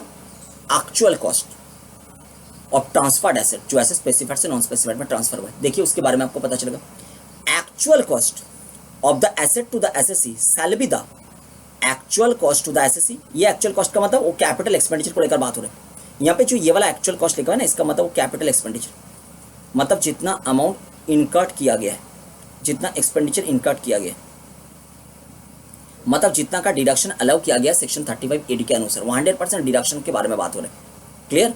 Actual cost to the assessee, उस वहां से लेस करना पड़ेगा। क्या लेस करना पड़ेगा? as reduced by an amount equal to the amount of depreciation calculated at the rate in force that would have been allowable had the asset been used, मतलब if asset used for the purpose of business since the date of its acquisition। शुरू से अगर non specified में used होता तो जितना का depreciation मिलना चाहिए था वो लेस कर दो कैपिटल एक्सपेंडिचर से, मतलब डिडक्शन के अमाउंट से, मतलब एक्चुअल कॉस्ट से। फिर जो रिमेनिंग फिगर रहेगा उसको एक्चुअल कॉस्ट मान लो ट्रांसफर्ड एसेट का। कैपिटल एसेट का तो एक एक्चुअल कॉस्ट था, मतलब वो कैपिटल एक्सपेंडिचर ही था कैपिटल एसेट का एक्चुअल कॉस्ट। वो एक्चुअल कॉस्ट से अब लेस करो। क्या लेस करो? जितना का डेप्रिसिएशन अगर स्पेसिफाइड में यूज ना करके शुरू से ही नॉन स्पेसिफाइड में यूज करता, स्पेसिफाइड में कितना साल यूज हुआ है वो देख लो, उतना साल अगर स्पेसिफाइड में यूज ना होकर नॉन स्पेसिफाइड में यूज होता तो कितना का डेप्रिसिएशन हो सकता था, उतना डेप्रिसिएशन लेस करो वो पर्टिकुलर कैपिटल एसेट का एक्चुअल कॉस्ट से, मतलब कैपिटल एक्सपेंडिचर का अमाउंट से, मतलब अंडर सेक्शन 35 AD का डिडक्शन का अमाउंट से। अंडर सेक्शन 35 AD जो डिडक्शन अलाउ किया था वो डिडक्शन का अमाउंट बोलो, कैपिटल एक्सपेंडिचर का अमाउंट बोलो और कैपिटल एसेट का एक्चुअल कॉस्ट बोलो। वहां से डेप्रिसिएशन को लेस करो। लेस करने के बाद जो फिगर आएगा उसको अब एक्चुअल कॉस्ट मानो। अब बोलोगे सर 2 बार एक्चुअल कॉस्ट आ रहे, अब बोलो एक्चुअल कॉस्ट से डेप्रिसिएशन लेस करो। लेस करने में फिर से एक्चुअल कॉस्ट आ रहे। कैपिटल एसेट का एक्चुअल कॉस्ट मतलब कैपिटल एसेट का स्टार्टिंग में जो एक्चुअल कॉस्ट था, मतलब वो कैपिटल एक्सपेंडिचर का अमाउंट, मतलब वो सेक्शन 35 AD का 100% डिडक्शन का अमाउंट। वहां से लेस कर रहे हो डेप्रिसिएशन, लेस करने में जो रिमेनिंग फिगर रहेगा वो एक्चुअल कॉस्ट बनेगा बट ट्रांसफर्ड कैपिटल एसेट का। बात समझ में आ रहा? मतलब स्पेसिफाइड से नॉन स्पेसिफाइड में ट्रांसफर हो रहे उस ट्रांसफर्ड कैपिटल एसेट के एक्चुअल कॉस्ट। वो फ्रेश कैपिटल एसेट के एक्चुअल कॉस्ट तो ऊपर में आपने लिखा actual cost of fresh capital asset, actual cost of fresh capital asset, मतलब कैपिटल एक्सपेंडिचर, मतलब actual cost of fresh capital asset. इसका मतलब जो कैपिटल एसेट आपने एक्वायर्ड किया था जिसके रेस्पेक्ट में 35 AD का डिडक्शन आपने क्लेम किया था, मतलब कैपिटल एक्सपेंडिचर का अमाउंट ही एक्चुअल कॉस्ट है, वो डिडक्शन का अमाउंट ही एक्चुअल कॉस्ट है। क्लियर? वहां से अब लेस करो। क्या लेस करोगे? वो डेप्रिसिएशन जो अलाउबल होता था, जितना साल स्पेसिफाइड बिजनेस में वो कैपिटल एसेट यूज हुआ है उतना साल अगर नॉन स्पेसिफाइड में यूज होता तो कितना का डेप्रिसिएशन अलाउबल होता था, उतना लेस करो। और लेस करने के बाद जो रिमेनिंग फिगर रहेगा वो रिमेनिंग फिगर को अब एक्चुअल कॉस्ट मानो। तो यहाँ कंफ्यूजन आ सकता है स्टूडेंट का, सर ऊपर में भी एक्चुअल कॉस्ट, लेस करने के बाद भी एक्चुअल कॉस्ट। ये actual cost of transferred asset, मतलब जो एसेट स्पेसिफाइड से नॉन स्पेसिफाइड में ट्रांसफर किया जा रहा है तो नॉन स्पेसिफाइड का रिलेटेड ब्लॉक में वो एंटर कर रहे हैं, कितना एक्चुअल कॉस्ट से एंटर कर रहे हैं, ये वाला एक्चुअल कॉस्ट से एंटर कर रहे हैं। बात समझ में आ रहा है?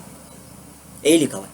अभी हम लोग को स्टडी करना पड़ेगा सेक्शन नंबर 35 AD का सबसेक्शन 8 का clause D and clause C. अब बोलोगे वो क्या होता है? देखो section number 35 AD subsection 2, section number 35 AD subsection 2 clause number 2 जब पढ़ाई किया था तब क्या मिला था? तब मिला था कि मशीनरी एंड प्लांट नया होना चाहिए, तभी जाके 35 AD का डिडक्शन मिलेगा, नहीं तो नहीं मिलेगा। पर हमने बताया था एक्सेप्शन भी है, मतलब पुराना मशीनरी और प्लांट को भी नया माना जाएगा कुछ केसेस में। आ रहा है, देखो ऊपर में दिखा रहा है।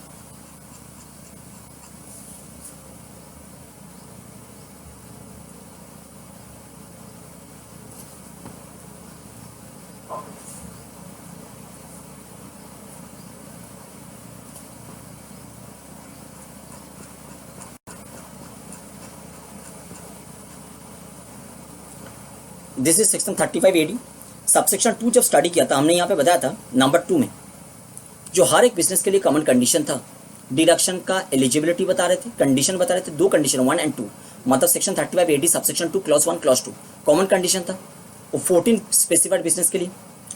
उसमें से क्लॉज नंबर 2 जो था वो बता रहे थे मशीनरी एंड प्लांट नया होना चाहिए। हमने बताया था एक्सेप्शन है, और एक्सेप्शन कहाँ है? Section 35 AD subsection 8 clause D and clause E में जाना पड़ेगा। आइए एक बार section 35 AD subsection 8, this is section 35 AD subsection 8, जिसमें आपने क्लॉज नंबर सी में स्पेसिफाइड बिजनेस का लिस्ट देखा था। Clause number D and clause number ई अगर स्टडी करोगे ये दोनों, तो आपको एक्सेप्शन मिलेगा। किसका एक्सेप्शन? वो मशीनरी और प्लांट नया होना चाहिए, इसका एक्सेप्शन। मतलब section number 35 AD subsection 2 clause 2 का एक्सेप्शन। डी को भी स्टडी करेंगे, ई को भी स्टडी करेंगे। यहां तक क्लियर है? Clause D is saying any machinery और plant which was used outside India by any person other than the assessee shall not be regarded as machinery or plant previously used। मतलब क्या बन रहा है? अगर कोई मशीनरी और प्लांट यूज हो रहे थे outside India by any person other than the SSC, and वही मशीनरी और प्लांट को इंडिया में इंपोर्ट करके लेकर आया गया एंड एसएससी उसको अपना स्पेसिफाइड बिजनेस में यूज कर रहा है, फिर भी वो मशीनरी और प्लांट को नहीं माना जा रहा है प्रीवियसली यूज्ड मशीनरी और प्लांट। इसका मतलब हो गया वो मशीनरी और प्लांट को फ्रेश मशीनरी और प्लांट माना जा रहा है। इसमें इंपैक्ट क्या होगा? आप याद करो सेक्शन नंबर 35 AD सबसेक्शन 1 क्या बता रहे थे? कैपिटल एक्सपेंडिचर के रिस्पेक्ट में 100% डिडक्शन अलाउ किया जाएगा एसएससी को, ये बता रहे थे। और इसके लिए कुछ कंडीशंस स्पेसिफाई किया था सेक्शन 35 AD सबसेक्शन 2 ने। सेक्शन 35 AD सबसेक्शन 2 का क्लॉज नंबर 2 अगर पढ़ोगे तो लिखा हुआ था मशीनरी और प्लांट नया होना चाहिए, तभी जाके सेक्शन 35 AD सबसेक्शन 1 का 100% डिडक्शन अलाउ किया जाएगा। मतलब मशीनरी और प्लांट नया ना होने में सेक्शन 35 AD सबसेक्शन 1 का डिडक्शन नहीं मिलेगा। But section 35 AD subsection 8 clause number D ने बता रहे अगर ऐसा कोई मशीनरी और प्लांट जो आउटसाइड इंडिया यूज हो रहे थे by any person other than the SSC, and वही मशीनरी और प्लांट को इंडिया में इंपोर्ट करके लेकर आया गया एंड वो मशीनरी और प्लांट को एसएससी ने स्पेसिफाइड बिजनेस में यूज कर रहे, फिर भी वो मशीनरी और प्लांट को नहीं माना जाएगा मशीनरी और प्लांट प्रीवियसली यूज्ड, इसका मतलब उसको फ्रेश मशीनरी और प्लांट माना जा रहा है। इसका मतलब सेक्शन नंबर 35 AD सबसेक्शन 1 का डिडक्शन पाने के लिए एलिजिबल बन रहा है। इसलिए हमने बताया था section 35 AD subsection 2 clause number 2 का ये एक एक्सेप्शन है। ये पुराना होने के बाद भी इसको पुराना नहीं माना जा रहा है, इसको नया माना जा रहा है। इसको नहीं माना जा रहा है प्रीवियसली यूज्ड मशीनरी और प्लांट। बात समझ में आ गया? बट इसके लिए कुछ कंडीशंस दिया गया है, वो कंडीशंस आपको सेटिस्फाई करना पड़ेगा। देखिए 3 कंडीशन दिया गया है, लिखा हुआ है इफ का मतलब नीचे दिया हुआ कंडीशन सबको सेटिस्फाई करना पड़ेगा। 1 2 3 मतलब सब क्लॉज 1 सब क्लॉज 2 सब क्लॉज 3 तीनों कंडीशन से सेटिस्फाई करना पड़ेगा। ये क्यूमुलेटिव कंडीशन है। क्लियर? नंबर 1 क्या दिया है? सच मशीनरी और plant was not at any time prior to the date of installation by the assessee used in India. Assessee ने जब वो मशीनरी और प्लांट को इंडिया में इंस्टॉल किया उसके पहले कभी भी वो इंडिया में यूज नहीं हुआ है। ऑब्वियसली हम जानते थे ऐसा कंडीशन तो होना ही चाहिए। सब क्लॉज नंबर 2 बता रहे सच मशीनरी और plant is imported into India from any country outside India. Obviously ये भी जानते थे। सब क्लॉज 3 बता रहे no deduction has been allowed or is allowable in computing total income of any person for any period prior to the date of installation of machinery or plant by the SSC। SSC ने जब machinery और plant को install किया उसके पहले उसका पहले का पीरियड के लिए SSC ने जब मशीनरी और प्लांट इंडिया में इंस्टॉल किया उसके पहले के पीरियड के लिए कभी भी कोई भी डिडक्शन उस मशीनरी और प्लांट के रेस्पेक्ट में ना तो अलाउ किया गया है ना तो अलाउएबल है at the time of computation of total income of any person. SSC ने जब इंस्टॉल कर रहे हैं उसके बाद से डिडक्शन स्टार्ट होगा। उसके पहले एसएससी जब इंस्टॉल कर रहे हैं उसके पहले का पीरियड का कोई भी डिडक्शन ना तो कोई एसएससी को अलाउ किया गया है ना तो अलाउएबल है at the time of computation of total income under the provision of income tax act. ये तो होना ही चाहिए, ये हम जानते थे। क्लियर हो गया ये 3 conditions. Now section 35 AD subsection 8 clause number ई को पढ़ेंगे। ये भी एक एक्सेप्शन है किसका? Section 35 AD subsection 2 clause number 2 का। मतलब मशीनरी और प्लांट नया होना चाहिए उसका एक्सेप्शन, पुराना होने में भी चलेगा, डिडक्शन मिलेगा। देखिए क्या लिखा है ई में, where in the case of a specified business any machinery और प्लांट और any part thereof previously used for any purpose is transfer to the specified business. ऐसा मशीनरी और प्लांट जो प्रीवियसली यूज्ड किया जा रहा था उसको स्पेसिफाइड बिजनेस पर ट्रांसफर किया गया, मतलब पुराना मशीनरी और प्लांट है।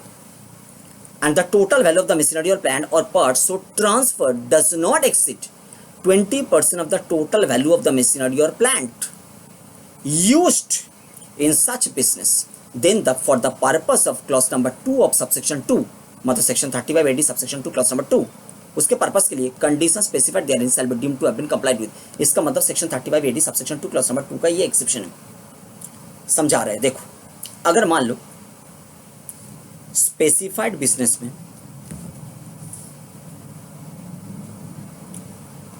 ए वाला मशीनरी और प्लांट नया है, बी वाला मशीनरी और प्लांट नया है, सी वाला मशीनरी और प्लांट भी नया है, बट O1 एक पुराना मशीनरी और प्लांट है, O2 एक पुराना मशीनरी और प्लांट है। ये दोनों दूसरा कोई बिजनेस से ट्रांसफर करके लेकर आया गया, मतलब ये प्रीवियसली यूज्ड है, ओल्ड है। अभी आपको कैलकुलेट करना पड़ेगा स्पेसिफाइड बिजनेस में टोटल कितना वैल्यू ऑफ मशीनरी और प्लांट यूज्ड हो रहा है, क्योंकि लिखा हुआ है देखो total value of the machinery और प्लांट यूज्ड वर्ड आपको मिल रहा है, तो टोटल कितना यूज्ड हो रहा है इंक्लूडिंग ओल्ड मशीनरी आपको कैलकुलेट करना पड़ेगा। तो टोटल वैल्यू ऑफ मशीनरी और प्लांट यूज्ड, मशीनरी और प्लांट यूज्ड कैलकुलेट करो कितना आएगा बताओ। आप बोलोगे सर इजी है, A plus B plus C plus O1 plus O2, total में नया पुराना सबको लेंगे और फिर आपको कैलकुलेट करना पड़ेगा वैल्यू ऑफ द मशीनरी और प्लांट ट्रांसफर्ड, मतलब ओल्ड का वैल्यू कैलकुलेट करना पड़ेगा। वैल्यू ऑफ द मशीनरी और plant transferred to the specified business, value of the machinery और plant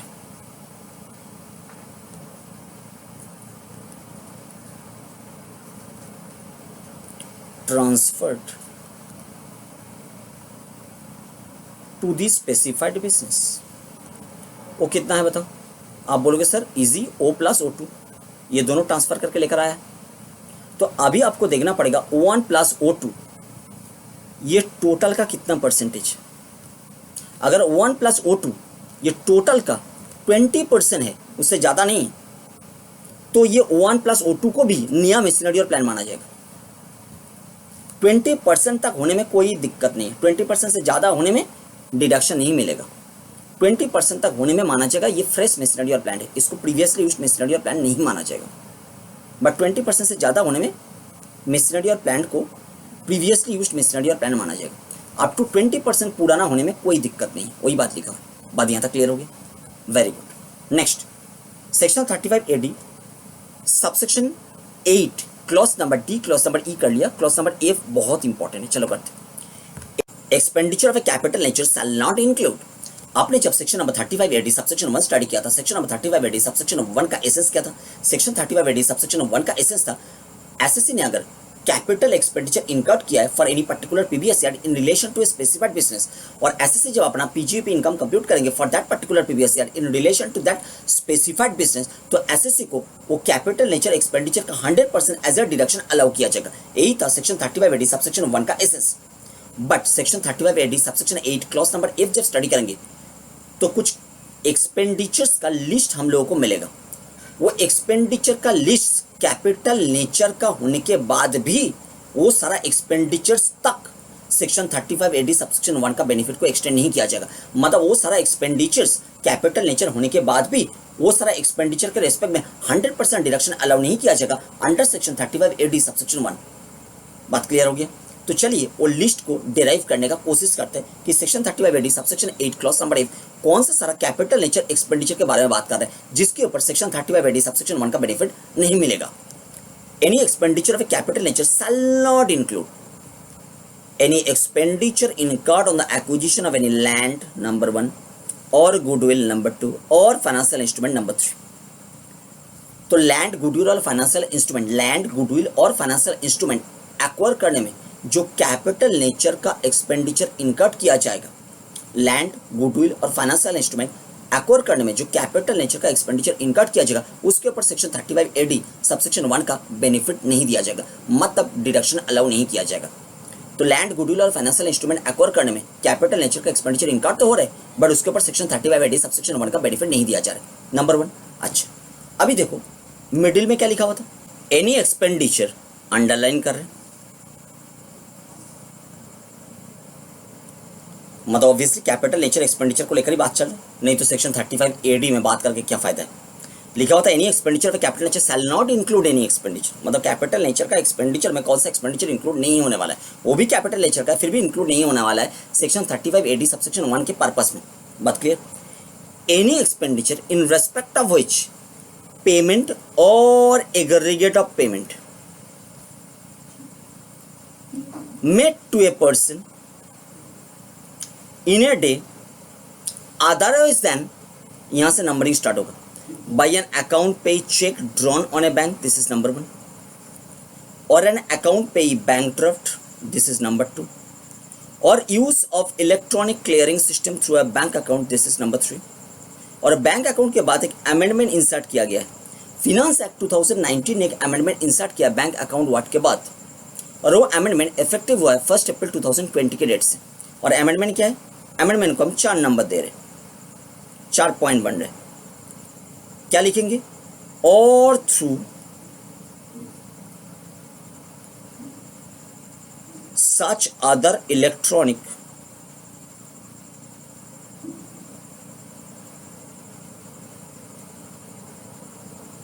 mode as may be prescribed.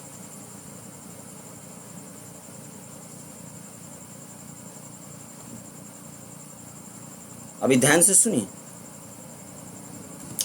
अगर कोई एक पर्टिकुलर कैपिटल एक्सपेंडिचर के रेस्पेक्ट में, कोई एक पर्टिकुलर कैपिटल एक्सपेंडिचर के रेस्पेक्ट में एक पर्सन को एक दिन में चाहे सिंगल पेमेंट चाहे एग्रीगेट ऑफ पेमेंट 10,000 से ज़्यादा हो रहे, कोई एक पर्टिकुलर कैपिटल एक्सपेंडिचर के रेस्पेक्ट में कोई एक सिंगल पर्सन को सिंगल डे में, चाहे एक बार में चाहे एक से ज़्यादा बार में, मतलब चाहे एक पेमेंट चाहे aggregate of payment for that particular day 10,000 को क्रॉस किया है, कोई एक पर्टिकुलर कैपिटल एक्सपेंडिचर के रेस्पेक्ट में पेमेंट किया जा रहा है एक पर्सन को एक दिन में, और वो पेमेंट चाहे सिंगल पेमेंट हो चाहे एग्रीगेट पेमेंट हो फॉर दैट पर्टिकुलर डे 10,000 को क्रॉस कर रहे हैं, तो ये 4 मोड के थ्रू पेमेंट करना पड़ेगा। कौन सा 4 mode? Number 1 mode, account payee cheque drawn on a bank. Second mode, account payee bank draft. Third mode, use of electronic clearing system through a bank account. और fourth mode, through such other electronic mode as may be prescribed. तो अगर कोई एक particular capital expenditure के respect में एक single person को single day में 10,000 से ज़्यादा single payment or aggregate of payment for that particular day किया जा रहा है, तो ये 4 मोड में से कोई भी एक मोड के थ्रू और नहीं तो कॉम्बिनेशन मोड के थ्रू करना पड़ेगा, इसके अलावा नहीं किया जा सकता। अगर किया जाएगा तो सेक्शन 35A(D) सबसेक्शन 1 का डिडक्शन अलाउ नहीं किया जाएगा। बात क्लियर है? मतलब आप सोच के देखो, आपको ये चीज याद रखना पड़ेगा कि section number 43 clause 1, section number 40A(3) and section number 35A(D)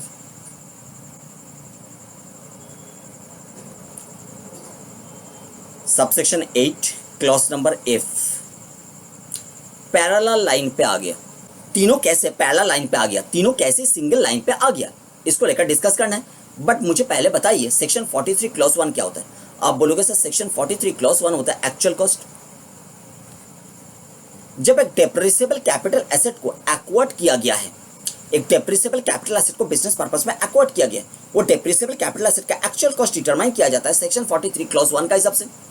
depreciable capital asset का एक्चुअल कॉस्ट डिटरमाइन करना जरूरी क्यों होता है?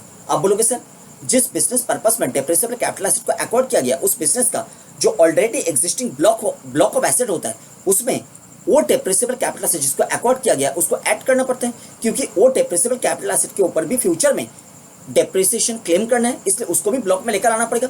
जब वो ब्लॉक में एंटर करेगा तो कितना एक्चुअल कॉस्ट से एंटर करेगा, इस पर्पस में एक्चुअल कॉस्ट डिटरमाइन किया जाता है। एक्चुअल कॉस्ट डिटरमाइन किया जाता है क्योंकि उसको ब्लॉक में एंटर करना है और ब्लॉक में कितना वैल्यू से एंटर करेगा, कितना एक्चुअल कॉस्ट से एंटर करेगा, इसलिए एक्चुअल कॉस्ट डिटरमाइन करना जरूरी होता है। नाउ एक्चुअल कॉस्ट होता क्या है? जब डेप्रिसिएबल कैपिटल एसेट एक्वायर्ड किया गया तो एक इनवॉइस जनरेट हुआ है, एक बिल जनरेट हुआ है। वो इनवॉइस और बिल के अगेंस्ट में इधर payment has already been made और नहीं तो payment is agreed to be made, और नहीं तो partly payment has already been made, party payment is agreed to be made in future. तो एक सिंगल बिल का अगेंस्ट में, एक सिंगल इनवॉइस का अगेंस्ट में, एक सिंगल पर्सन को एक सिंगल डे में अगर 10,000 से ज़्यादा पेमेंट किया जा रहा है, एक सिंगल पर्सन को सिंगल बिल का अगेंस्ट में सिंगल डे में 10,000 से ज़्यादा पेमेंट किया जा रहा है, चाहे सिंगल पेमेंट चाहे aggregate of payment for that particular day 10,000 cross किया है, तो वो पेमेंट करना पड़ेगा वो 4 मोड में से कोई भी एक मोड के थ्रू, और नहीं तो वो 4 कॉम्बिनेशन ऑफ मोड के थ्रू। उसके अलावा अगर पेमेंट किया जाएगा तो वो पेमेंट को एक्चुअल कॉस्ट डिटर्मिनेशन का पर्पस में कंसीडर नहीं किया जाएगा। मतलब अगर पेमेंट अदरवाइज देन वो 4 मोड के थ्रू किया गया है तो उसको हम एक्चुअल कॉस्ट में शामिल नहीं करेंगे, मतलब एक्चुअल कॉस्ट कम हो जाएगा तो डेप्रिसिएशन भी आपको कम मिलेगा। बात समझ में आ रहा है? तो अगर पूरा कैपिटल एक्सपेंडिचर का फायदा लेना है तो पेमेंट करना है एक्ट के अकॉर्डेंस। दूसरा कोई मोड के थ्रू पेमेंट करोगे तो वो पेमेंट को हम एक्चुअल कॉस्ट में शामिल नहीं करेंगे, मतलब आपका एक्चुअल कॉस्ट कम हो जाएगा तो आपको डेप्रिसिएशन कम मिलेगा। तो पूरा कैपिटल एक्सपेंडिचर जितना इनकाट किया गया था उसका बेनिफिट आपको नहीं दिया जाएगा। बात समझ में आया? तो सेक्शन 43 क्लॉज 1 में भी वो 4 मोड आ रहे हैं, 10,000 से ज़्यादा वाला पेमेंट आ रहे हैं, और 35 AD 8F में भी आया था। Section 35 AD subsection 8 clause F में भी आया था, और ये दोनों ही कैपिटल एक्सपेंडिचर को लेकर बात कर रहे हैं, ये दोनों ही कैपिटल एक्सपेंडिचर को लेकर बात कर रहे हैं।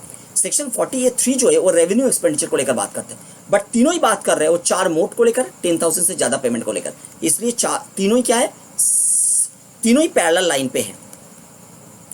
48(3) क्या बात कर रहे हैं? बता रहे कि अगर रेवेन्यू एक्सपेंडिचर इनकाट किया गया तो एक बिल जनरेट हुआ है, एक इनवॉइस जनरेट हुआ है, वो इनवॉइस के अगेंस्ट में पेमेंट किया जा रहा है। तो इनवॉइस के अगेंस्ट में जब पेमेंट किया जा रहा है, एक सिंगल इनवॉइस के अगेंस्ट में एक सिंगल पर्सन को एक सिंगल डे में, एक सिंगल इनवॉइस के अगेंस्ट में एक सिंगल पर्सन को एक सिंगल डे में अगर 10,000 से ज़्यादा का पेमेंट किया जा रहा है, चाहे सिंगल पेमेंट चाहे aggregate of payment for that particular day, मतलब पेमेंट अगर 10,000 को क्रॉस किया, चाहे वो सिंगल पेमेंट है चाहे aggregate of payment for that particular day, payment अगर 10,000 को क्रॉस किया तो 4 मोड में कोई भी एक मोड के थ्रू करना पड़ेगा, और नहीं तो वो 4 मोड कॉम्बिनेशन करके करना पड़ेगा। 4 मोड के अलावा किया जाएगा तो रेवेन्यू एक्सपेंडिचर को कंसीडर नहीं किया जाएगा at the time of computation of PGBP income, मतलब वो रेवेन्यू एक्सपेंडिचर का डिडक्शन अलाउ नहीं किया जाएगा at the time of computation of PGBP. बात क्लियर है? तो इसलिए ये तीनों पैरेलल लाइन पे है। नाउ सेक्शन 35 AD का डिस्कशन यहीं कंप्लीट होता है। क्लियर?